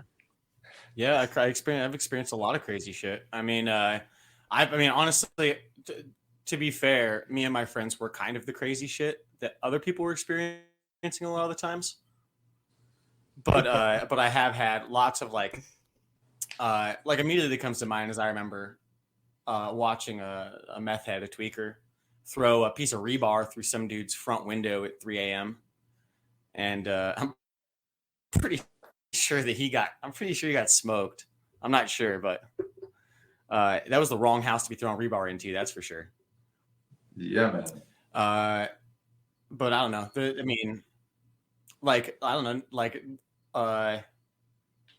Did you do name graffiti like a topic and stuff? of crazy stuff? I guess. Did you do graffiti days? I wasn't an artist. Yeah. I'm not an artist, but yeah, I'm not an artist or anything. But we definitely put down like our initials and stuff like all over the place. Yeah. One time we were right there at 19th Avenue, south of Thunderbird. There's a canal that runs, and I lived right off the canal. It's Cactus Park right there. Yeah. And one time we we ran from the cops, jumped in some guy's backyard, and like just hid in the like three of us in the corner of some dude's backyard at like it was like midnight, and you know, he was asleep, all the lights were off and everything. But you know, if you just looked out his like window, he would have seen like 3 teenagers like huddling in the corner of your yard, cops with flashlights, trying to find us and stuff like that. Yeah, man. I know exactly what you're talking about. We used to ride a lot in the canal. It was a wash that went underneath Thunderbird, just west of Thunderbird High School. We used to do a lot of pieces down there. Yeah, by Z. Back in the 90s, there was a volunteer crew of 900 citizens called the Sheriff's Paint Posse. And because the general understanding in Phoenix that all the graffiti that was all of a sudden popping up, this is like 94, 95, the general consensus was this is gangs coming in from LA, right? So you had this 900 member volunteer group called the Sheriff's Paint Posse that would go out at night and try and catch taggers. And that was, those were scary nights, because if you got caught by those dudes, you would get your ass kicked bad, you know? And so you would hide wherever you could hide along the Greenway Parkway wash. You know, we would jump into people's backyards and, just like you mentioned, pray that someone doesn't walk out with a gun, you know? Yeah, fair game. North side, dude. Yeah, we were talking about like before you jumped on Dave. It's wild. Go for it. I was just gonna say you when it comes, I think there's a small, there's a delay on my side for sure, but I think it's wild. It doesn't sound very eventful just sitting here saying it, but when you just hop into someone's backyard, like, you know, you hope there's not a dog back there. You don't know what you're gonna. You basically are just jumping off a cliff. You're like, it's better than getting caught by the cops. Is kind of the only thing, you know, you're thinking of at the time. But we've definitely jumped in the backyards where there were dogs. Damn. Yeah, we were talking Raven, about. Yeah. Did you grow up in Chicago? Yeah, I grew up in Chicago, so I am one of the transplants. I've been here since 2016. So what kind of shenanigans did you get into as a young lad? Well, I would always go down for my drugs. I would go to like the South Side for my drugs, you know. So I was always like, I had my little, it was a 1990 Toyota Corolla, and I would wait till my parents went to sleep, and then I would jump off my roof and just like take the car. And luckily they didn't pay any attention to the odometer, because I'd just like go all over the place. Sometimes we'd go up to Milwaukee, and I knew that when my parents hit the hay, they hit the hay pretty hard because they enjoyed their cocktails. So I knew I had my dad was a really loud snorer too, so I could like gauge by like even just being outside my window, like on the way back, like, is he still snoring? Like, can I get back in? And yeah, that just became like a routine. But I loved it. I always loved like the excitement of the city, and I always loved like the graffiti culture. And I've always gravitated towards like subculture and like the underground. So like to me, like going into Chicago was just like having this big adventure, and I didn't worry, because we were talking, Dave, about like manhood and like transitioning from boyhood to manhood, and how like young men have this thing called testosterone, which makes them crazy, and like you just go out, you want to experience life, you know. And I just was I think back about some of the circumstances I found myself in, and it was character building, because you would get yourself into these circumstances and then realize it was like quite a precarious circumstance. Oh, and then yeah. you gotta find your way out. You're in over your head, you know, Yeah. like, oh, these dudes play on a different level than I do, you know, fuck, you know. These dudes have already been in prison. It is wild. There's times. There's times when I was a young man where I literally, I'm sorry about that, but I literally did not. It's funny how cavalier you can be with your life when you're like very young. Like, I've literally thought like, oh, I could die right now, and then saying like, I don't care if I die, and you're like, what am I gonna do? Grow up and be an old man? You say something like that to yourselves. And then you grow up and start to become a little bit of an older man, you're like, I want to get as old as I can. I want to get old and decrepit and not be able to walk. Like, fuck, I don't want to die, jumping off this jump, or like, fighting these people that might have weapons, or, whatever it may be. You know what I like doing? I was born in 78, so I've done all this stuff. And one of my favorite things to do is prune my fruit trees. So that gives you a little, that gives you something to look forward to. I know exactly what you're saying, man. Well, we talked about too, like the importance of having a vision for when you're your young. life. Yeah, it's very important. Again, though, when you're like when you're very young, you don't don't know until you know. There's that old story, right, of like supposedly, I think it's really more of a myth, but maybe it's true. But supposedly the first Native Americans that like the Pilgrims encountered, they couldn't see the boat. Have you ever heard that one? No. I think that is a myth. Like they stood on the shore and they literally couldn't see the boat. Like supposedly the boat was just 500, 800 feet offshore. And a boat like that they sailed on, like a true like 3-mast, frigate and everything. They're huge. It's like the size of a building, of like a warehouse, like floating in the ocean. And this thing was anchored right offshore, and supposedly none of the Native Americans, they saw the Pilgrims, and they were like, hello, hi, but they couldn't see the boat. And it wasn't until like one of the Pilgrims, sat down and described and explained what the boat was, that all of a sudden it magically like appeared there in the water. The idea is that you can't, the idea is that there's a possibility that you can't even physically see something without having at least some kind of base reference to it somewhere in your subconscious. Otherwise, the whole thing of your brain, you actually filter out like, what is it? Like 80% of information or something like that, that's actually firing off on all of your senses. You're only seeing like 20% of the world. I was thinking, that's true, science. You should try. Try reloading the stream on your end, and then I'm gonna bring you back in, because I'm thinking that maybe it'll help with the delay. So I'm just gonna take you off for a sec, and then reload, and then I'll bring you back in. I think that story is like mostly myth, but I think it's instructive, in that part of what's crazy about being a young man is that you have like all this like power within you, but you don't have the life experience to like back it up. So there's a very like universal experience of like hurling yourself into life, and then all of a sudden you realize that you're like in over your head. I think a lot of people can relate to that. And, man. That's a harrowing experience. Yeah. Oh yeah. And thank goodness for patient older people who see that that's the case,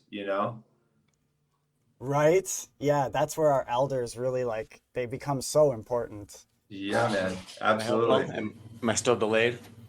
I'm hoping that you're not. It sounds like maybe you're not. I'm here. Fuck yeah. Thank God for patient elders. I was in Japan. This is, maybe 10 years ago. And I had made some friends in an area called Kanagawa, which is about an hour south of Tokyo. It's coastline, bunch of surfers, skater guys. And, I was there to paint a mural, became friends with these dudes my previous trip. So I was hanging out with their friends in one of their apartments. And there was probably about 6 of us, and we were sitting around this table in this tiny little living room, smoking cigarettes, drinking beer, listening to Fugazi, etc. Right, being cool guys. And the party's going, and more cigarettes, more beer. Having a great time.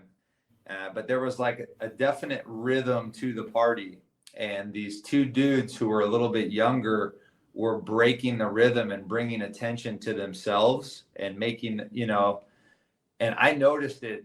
I was fairly stoned and drunk, but all of a sudden, this dude Takanishi stood up and kind of went off, and these 2 younger dudes bowed and then left.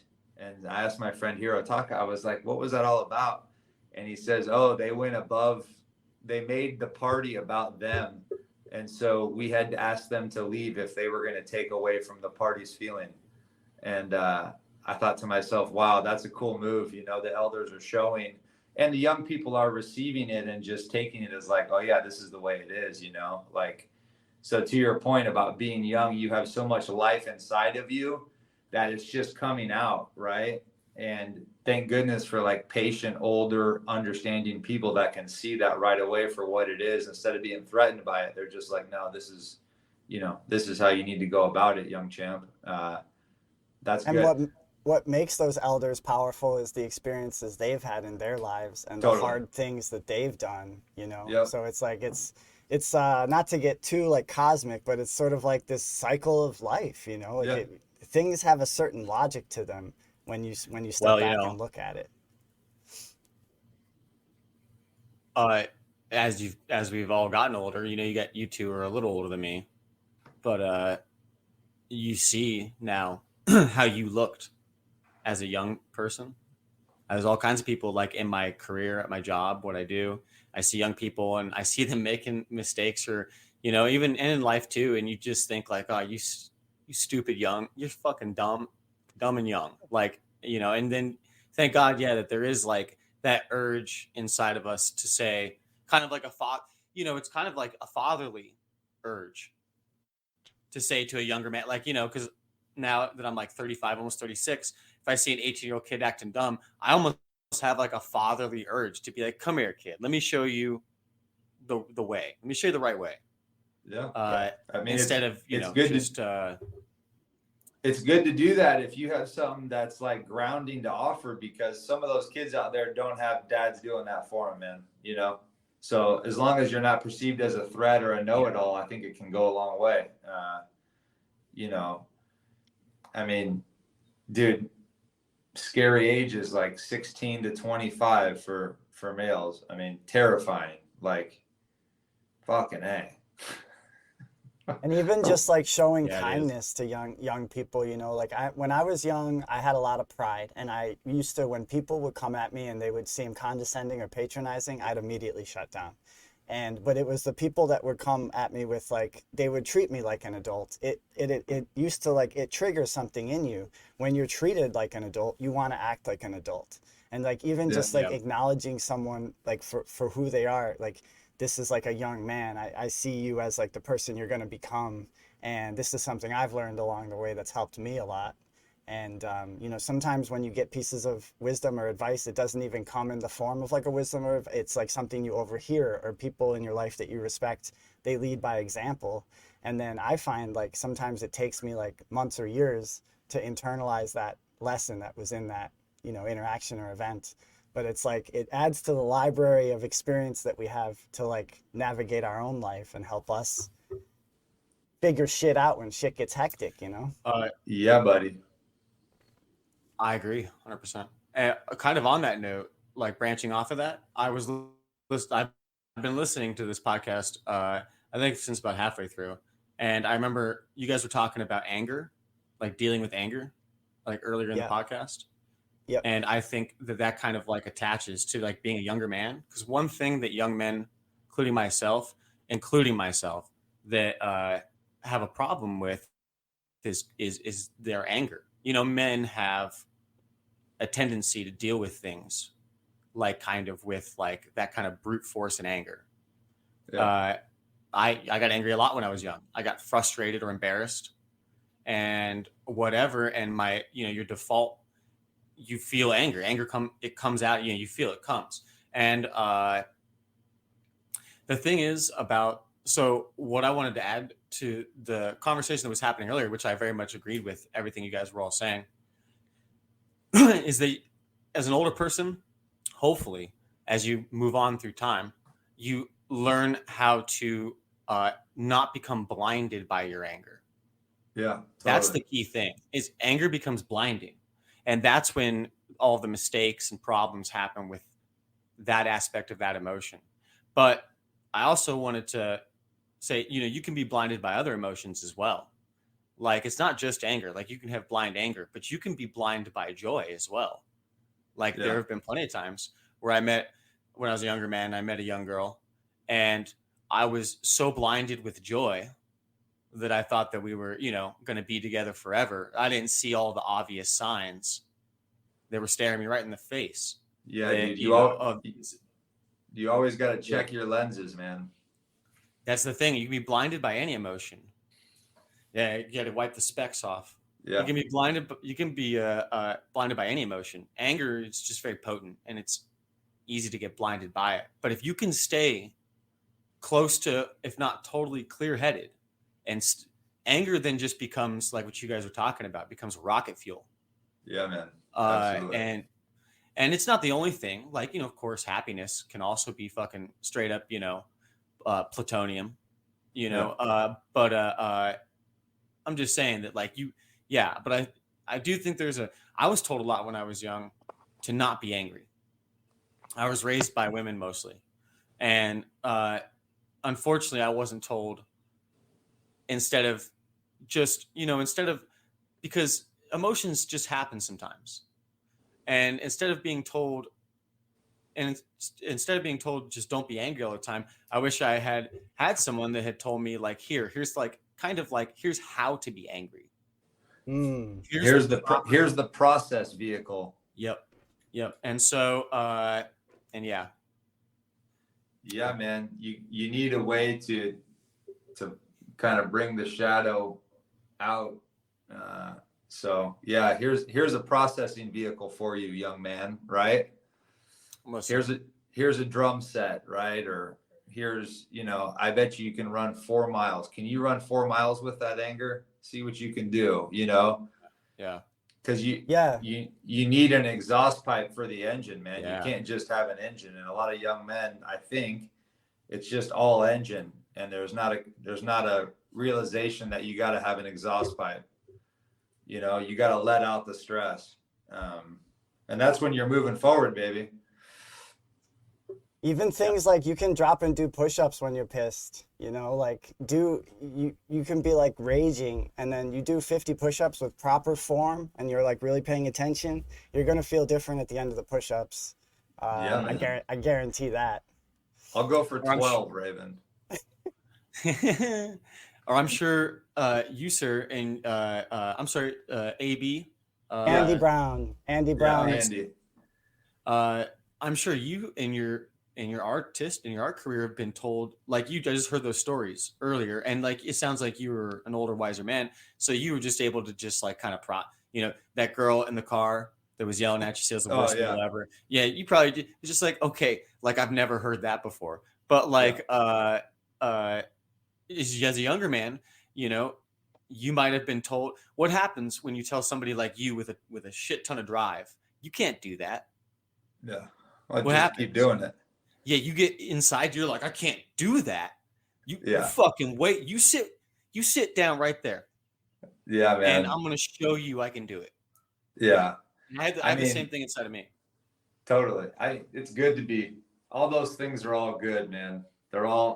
It's all like trail snacks for the path, man. All that stuff.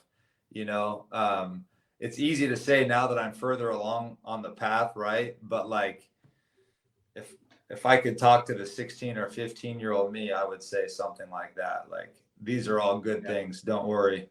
You'll be a man one day. You just got to go through all this bullshit first, Like, I was a tiny dude. My friends were brawling all the time, like just kicking ass, getting all that stuff. And I weighed 95 pounds when I graduated high school.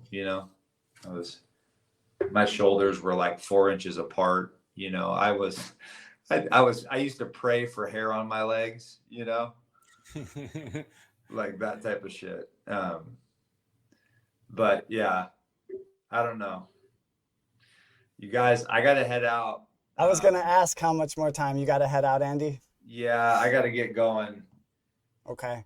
I really appreciate you taking the time with us today. And I just want people to make sure they know where they can find your art and support you, man. Like, I know you have, you're not huge on the interwebs, but you do have an Instagram presence. Yeah, I have an Instagram. It's Sleisure, Sleisure. I'm gonna make a banner right now for folks who Oh, can look at find you. you. Yeah. Yeah. Yeah, come and draw. The studio is called Megaphone Phoenix. So that's where it's like a shared studio space. And that's pretty much it. Well, yeah. Where can What's up? people stay abreast of like your latest projects and stuff like that? Dude, I haven't been very active. I mean, I'm painting That's like fair. crazy, dude, but Yeah. I'm just doing it, you know? Fuck yeah. I want to have a show. I'm trying to get a show together for this fall, and I may have it in Sunny Slope. So when that gets planned, I would love to, spread the word through you. Jump back on a stream. And we'll have to do it. And yeah. I enjoyed this, and it's nice to meet you, dude. Nice to meet you, man. Yeah, let's connect again soon, you guys. I love it. I appreciate you spending the time with us, Andy Brown, local legend. And hey, dude, I'm gonna come see you at the shop. Okay, fuck yeah, dude. I got you. Okay, you guys enjoy your conversation. Thanks for having me, man. Thanks a lot, Andy. Okay, peace. All right, peace. What's up, Jay? Well, hey, what's up? I guess the dynamic duo. We're back. How's your day? It's good, man. I've been going for over 3 hours, so this is like a little marathon. It's my new off day right now is Thursday. My work schedule shifted, so I had the time and I had like these interviews planned, and now I'm glad that you got to jump in. So I'm just enjoying like taking it all in, man. Like, when you have conversations like this, it's very contemplative actually, because you're talking about a topic like manhood. It's like very universal and very pertinent, and like we're growing into men our whole lives.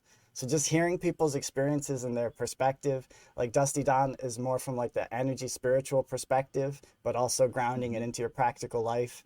Andy Brown is like, he channels things through his art, but he did share those stories of when he had to like be a man and handle some situations.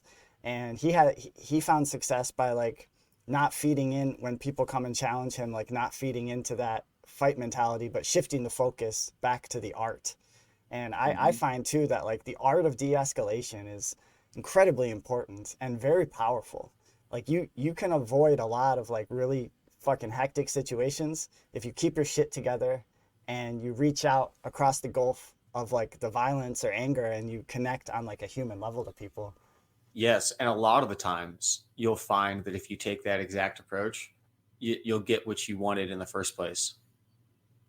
You know what I mean? Because most of the time you're angry because you can't get what you want, right? It's because like you want someone's attention, or you want something you can't have because it's money or it's status or it's locked behind a door for some reason, or whatever it is. Like it's not the only reason, but it's a big reason that people get angry, right? Because they're being denied something. But if you do keep a level, calm head, a lot of the times you'll find that you'll get what you wanted in the first place. And you'll also not have like burned a whole bunch of bridges on your way there. Right. Yeah. It helps the art of not burning bridges. That's something I wish I would have been taught as a young man. Yeah. Like it's so easy to so the thing I'll say about the anger piece is like, you're absolutely right. You can be blinded by a lot of emotions. I've been blinded by lust, like a lot. I've been blinded by love. But the anger blindness is a particularly dangerous one because you can do things like act out of like vengeance, reactionary, and then you burn bridges and shit like that, or you create problems for yourself. So that's where it does, like, it requires even a bit more respect. It's like the ocean. Like when the ocean is big and crazy and the waves are huge and you got the undertows, it's like you can still go play and engage in the ocean, but you got to be friggin' aware of like the power you're dealing with. When you feel that anger come up inside of you, it's like, yo, this is a big power force you're dealing with now. So be very mindful. Yeah. And I mean, like usually, unfortunately, through like, just blindly acting and then losing, you tend to figure that out at some point in your life, or you don't, and then you have like a really tough life for like the rest of your life. Right. Yeah, exactly. Yeah, That's the thing about life, like in our modern world, is like it is quite precarious, right? And like you got to keep things in mind, like your personal freedom and stuff like that, and for the long term, because like you don't want to fucking find yourself in a situation where you lose like 5, 10 years of your life, right? So yeah, true. Or you yeah, lose somebody just because you weren't thinking clearly. You know what I mean? right, right, yeah. Which For me, which, which I've with done. with the alcohol, with me, like I'm still processing my time as like a with an alcohol problem, because like I would alienate myself and create all these problems, and it's fucking tragic because like it's kind of like you know when you're cultivating a relationship, or even like cultivating your reputation, like in a group of friends or a group of people, like uh that's like a big deal. And you know, you doing shit, just like doing stupid shit can really like fuck you up off your path. So Oh I yeah. always like, I mean, and I'm not one of these people that says like you can't drink or whatever, but just like be mindful, and maybe it's not alcohol, maybe it's another thing. But like, I think a good rule of thumb is to really make an effort to not be dependent on stuff. And like, when you find yourself with a crutch, maybe take steps to like figure out a way that you can exist without that crutch. Easier said than done, but again, Yeah. when we apply our will, it's all possible. Yeah, I agree. 100%. 100%. Yeah. But like and uh yeah, I guess that's all there is to say about that, right? You just had an experience too where like you were like humbled and then you overcame it, because we were talking about like the importance of, as like a man, like being able to self-reflect, and like Yeah. you like how tricky it is to take criticism, because criticism is a part of life. Feedback, you can call it feedback. It's a very complicated topic, because there's some types of criticism that is just destructive, like petty hater criticism, which is just meant to drag you down. That's not, you're not going to derive much value from that. There's other types of criticism that actually have like merit, and you have to somehow be able to like discern between the types of criticism, and then you have to be able to self-reflect enough to like take that in and integrate it and then get better. I don't know if like, has it been like a learning experience for you, like how to do that? Well, yeah, I think for me it has. I think it has been for everybody, you know. Yeah. Yeah, I mean, like a puppy doesn't know to not chew on something until you tell it no. Like there's no reason for it to understand that it's not allowed to chew on the thing until you correct it, because it's just a little puppy. It has no idea. It's a stupid puppy. It has no idea. And you're the same way. You know, I was, everybody was. We're all just like, at one point, we're just this dumb little stupid puppy. And it's not, you're not born with the knowledge. So unfortunately, a lot of times, you got to learn it by experience. And experience, usually means getting it wrong, being Right. wrong, Yeah. just being wrong, like a Yeah. lot. But Yeah. it's a pride thing, people, it all, it all comes down to like your self-confidence, really, your pride or your self-confidence. Because the more self-confidence that you get, the less pride you have. It's That's just what interesting. happens. Yeah. Yeah. They're like interlinked or something. It's like some sort of like scale. It's like, the same organ in your spirit. And, it, it just happens that way. The more you're like, like you people that are like extremely successful, and I don't mean that just like financially, uh they don't care if you think they're wrong, Hmm. because they potentially, like, let's say they're a famous author that is like extremely well respected, not just, I don't mean like, just by like the mainstream kind of media thing, just like someone in general that's like a, like, I don't know, like, you read Kurt Vonnegut, you ever read Kurt Vonnegut? Hell yeah, I love Kurt Vonnegut. So like, what if somebody told Kurt Vonnegut, stood up, because he used to do like seminars where he would like, go and speak. And what if someone just stood up and was like, "You can't write, you can't, you are terrible. You're at writing. You can't write for shit." Kervonic would just be like, okay, like, I mean, I can, but okay, because who cares? Kervonic is he's obviously one of the greatest authors that ever lived, and so it's like, if someone told him he sucks at writing, it's like, well, that guy's just stupid. So yeah, it's like self-confidence is something that gets generated by action and by like being successful at tasks, like doing things, following through and doing it. That then becomes unshakable. You become unshakable. Like, there you go. That's an extreme example because that's an extreme example because Kurt Vonnegut is like a famous author that, you know, millions of people know. But, you know, on a micro scale, just being like a serious pillar in your community, you know, people rely on you and you take care of things and you know, improve your surroundings, and someone comes along and tries to, like, you know, mess with your self-confidence. You're just like, you know, dude, you don't know who you're messing with. You can't. Yeah. So yeah, the more that you build self-confidence, the less pride you just naturally have. It exchanges, and then, you know, you're just able to shake stuff off. You become that much more tougher, you know. Yeah, it's part of like being effective at something. Like when you're effective at something, then you're not gonna let like something as trivial as like a hater shake you off. Like I don't do it now anymore, but when I was a chef, I've certainly had plenty of new cooks come in and challenge me, like literally be like, I don't think you know what you're doing. And I'm just, you know, I'm like, okay, well, I do, but you're welcome to hold whatever opinion you like. And without exception, all of those guys like that, you know, was like that immediately antagonistic, antagonistic towards me. You know, they all got canned within a certain, you know, respective amounts of time. Yeah. So it's like, yeah, they were hothead assholes anyway.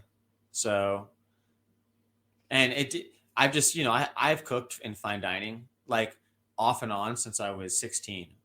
I just landed. I ended up, when I was 16 years old, I ended up just like, you know, by whatever reason, just being able to be a cook in a fine dining restaurant.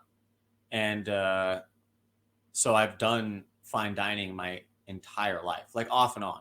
I'll work for a couple of years and then not be fine dining anymore. I don't want to go back to it at this point unless I open my own restaurant. But so I'm not, like, anytime anybody's ever questioned my cooking abilities, it's not, I'm like, bro, I literally know how, as much as I live and breathe, I know how to flip stuff in a pan and cut stuff with a knife. It's like second nature to me because I started it so young, like it's such a high level. And so when people, like in that aspect, like in that realm, I'm not able. You can tell me that something I made isn't good, but like I don't believe you. And then, you know, that's cool. Then you're just one in a million, is how I take it. You're literally just one in a million, because like all these other people love it. So I really don't care what you think, you know. And then there's times though when like there's times of like when you do want to take the critique as well. So it's like that's where there's this discernment piece. So like, yeah, but like that wouldn't be just some jack off that walked into my life and then started questioning me. That would be somebody that like I've been around and trust and respect greatly, like my chefs. Because, you know, as a chef, you still have chefs, right? There's like tiers of chefs. Okay. It's like executive manager, executive branch manager, assistant to the assistant, executive branch manager. So there's like all these tiers of like being a chef. So when you become a chef, it's just like, oh, cool. You still got just like a bunch of chefs you got to talk to that tell you how to do stuff. But like, I was a sous chef, and then there's like chef de cuisine above that, right? And then above that is like the executive chef, and there could be a chef above the executive chef, you know, like the fucking regional chef. Damn, who knew? Like, there's layers to it. There's so many layers to chefing.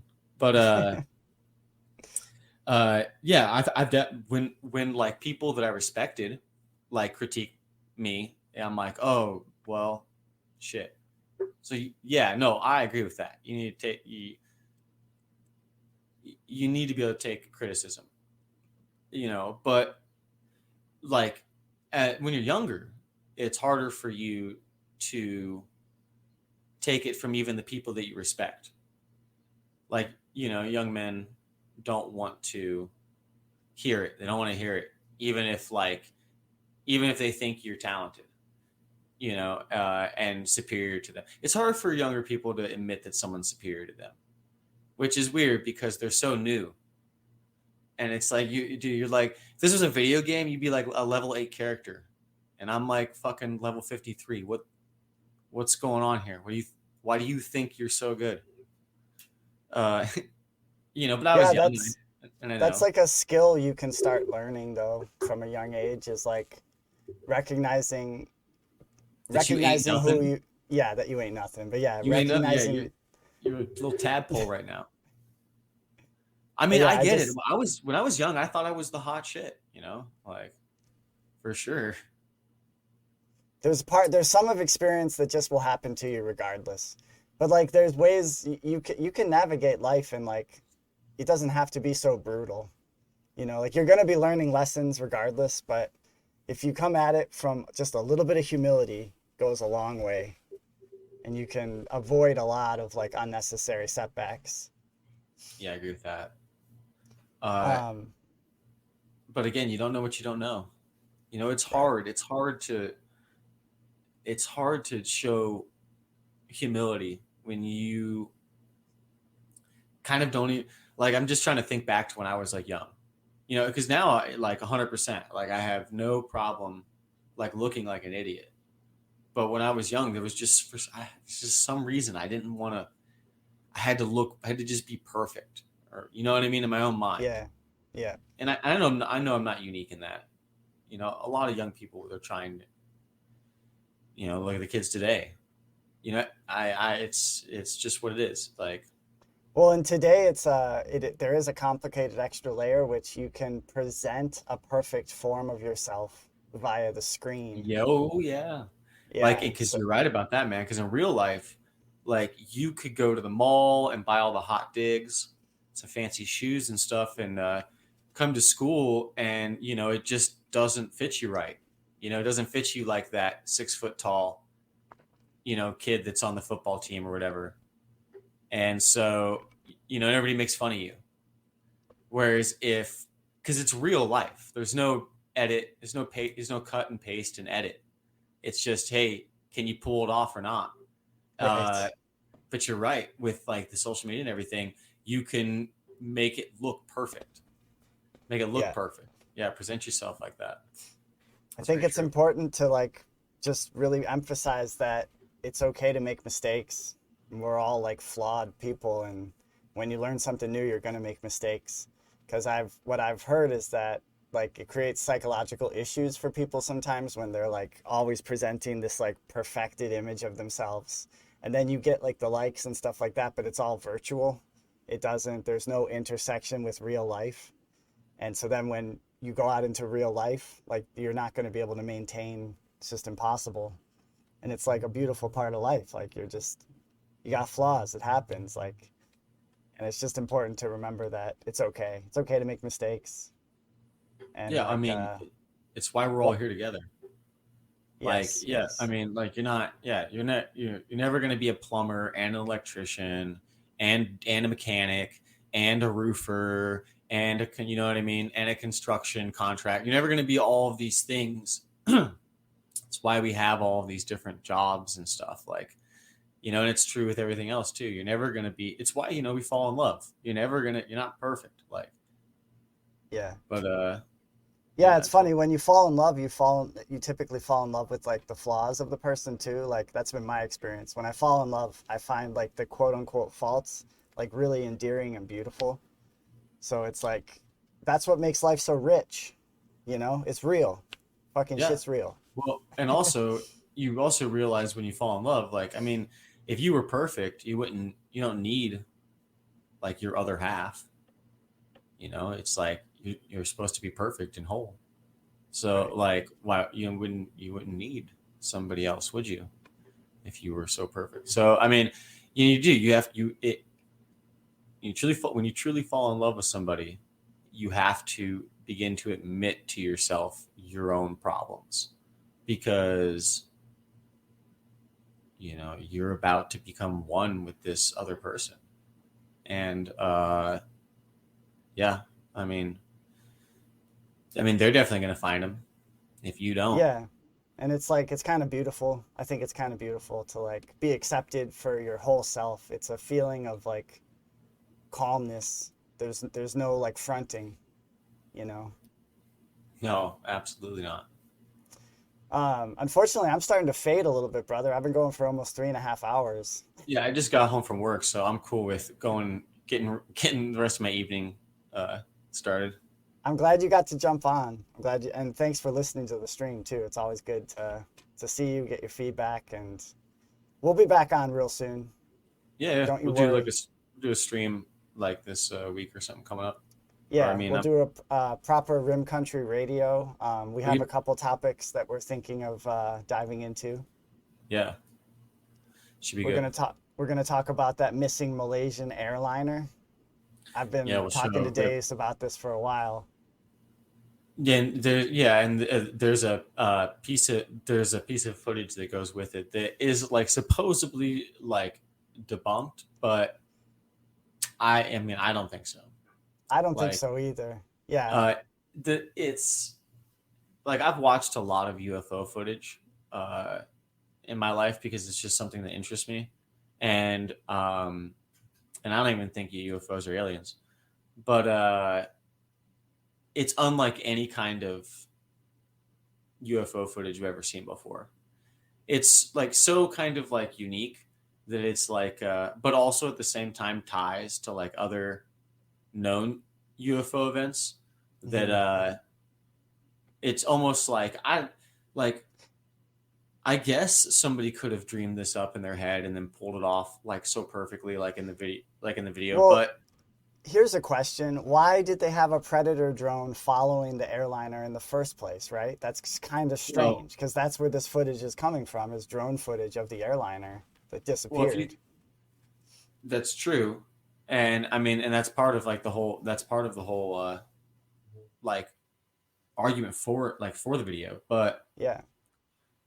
to me, the most compelling thing is just it's like I don't know when people lie, they tend people who lie tend to not be very creative, and whether or not they're being creative and clever are two different things Mhm. necessarily. And people who lie can be very clever, but they tend to not be very creative. And uh, they tend to fall back, I think, even subconsciously, on tropes. Um, and I mean lying in all kinds of forms, not just like lying about UFO videos, just lying in general. Uh, and they fall back on tropes because they can't invent them for themselves, and so because they're not creative, but they are clever, so they're able to implement their lies like very effectively. But I've never seen something like that before. And like I just said, like liars and spoofers tend to fall back on cliches and tropes, even if they're obscure cliches, like obscure to the point where most people wouldn't know about them. But I've seen enough UFO like footage where I like it just doesn't feel like any other kind of like a fake kind of UFO footage to me. So tune in next time for Rim Country Radio. We're gonna show the footage. We're gonna talk about it. We're gonna dissect it. It's gonna be fun. And then I also have another idea for an episode coming up where I'm gonna talk about the Comanches because I just listened to a book about the Comanches and this one figure, Quanah Parker, who the Comanches basically stopped the Anglo-American expansion into the West for like decades, and no one ever talks about them. And they were like master horsemen, master warriors, and I want to do an episode about the Comanches too. So we got Malaysian airliner, Comanches, and then whatever else comes up. So stay tuned for the next Rim Country Radio, friends. Cool. Have a good night. And you have a good night, Deus. Peace. Much love, everybody. Peace. And I'm in the mood to put on some music, friends. So I'm going to keep yammering for a second and put on some music. And we'll leave you with that, a nice little musical interlude. So I want to thank Any Word. Any Word was in the chat. And let's see, my phone just froze. Any Word is familiar with the area. He's familiar with the Phoenix area. And he said that he hated middle school big time. And I said, we all did.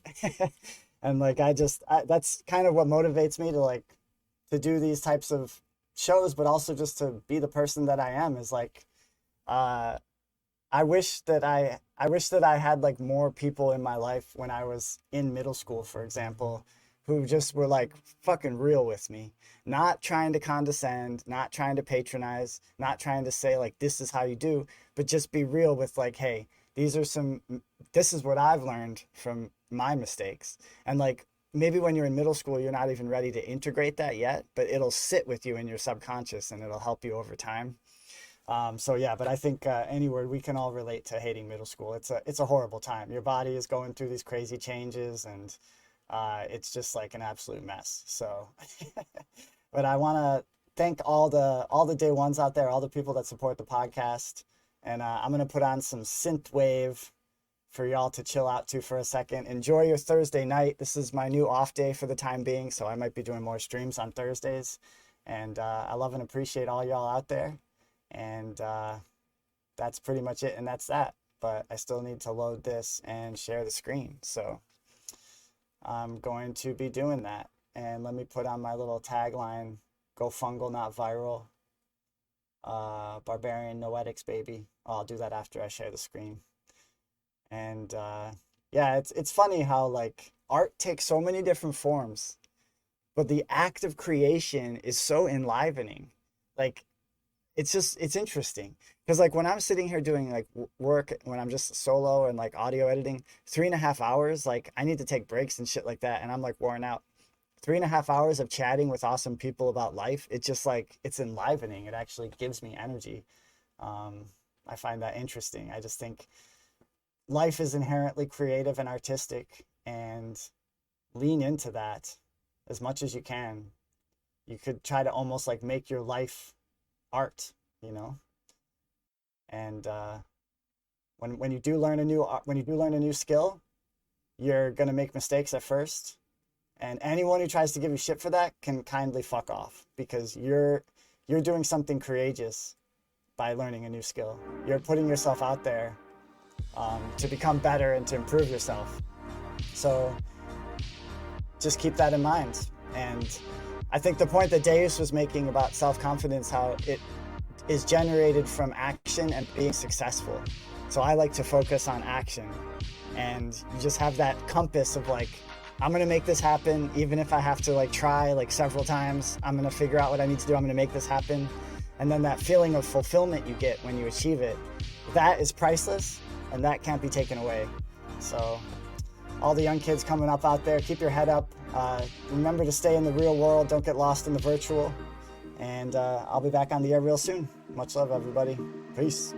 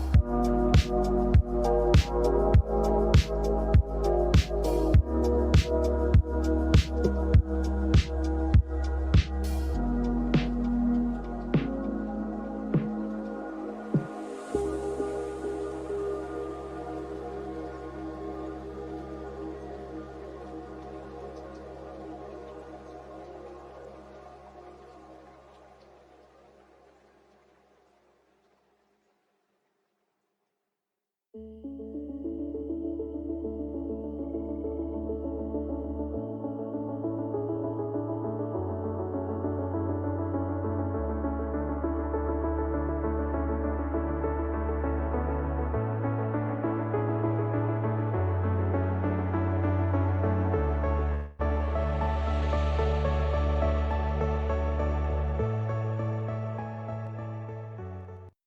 right, everybody. Little Raven signing off. Thanks again for tuning in, and I'll be back real soon. Go fungal, not viral, baby.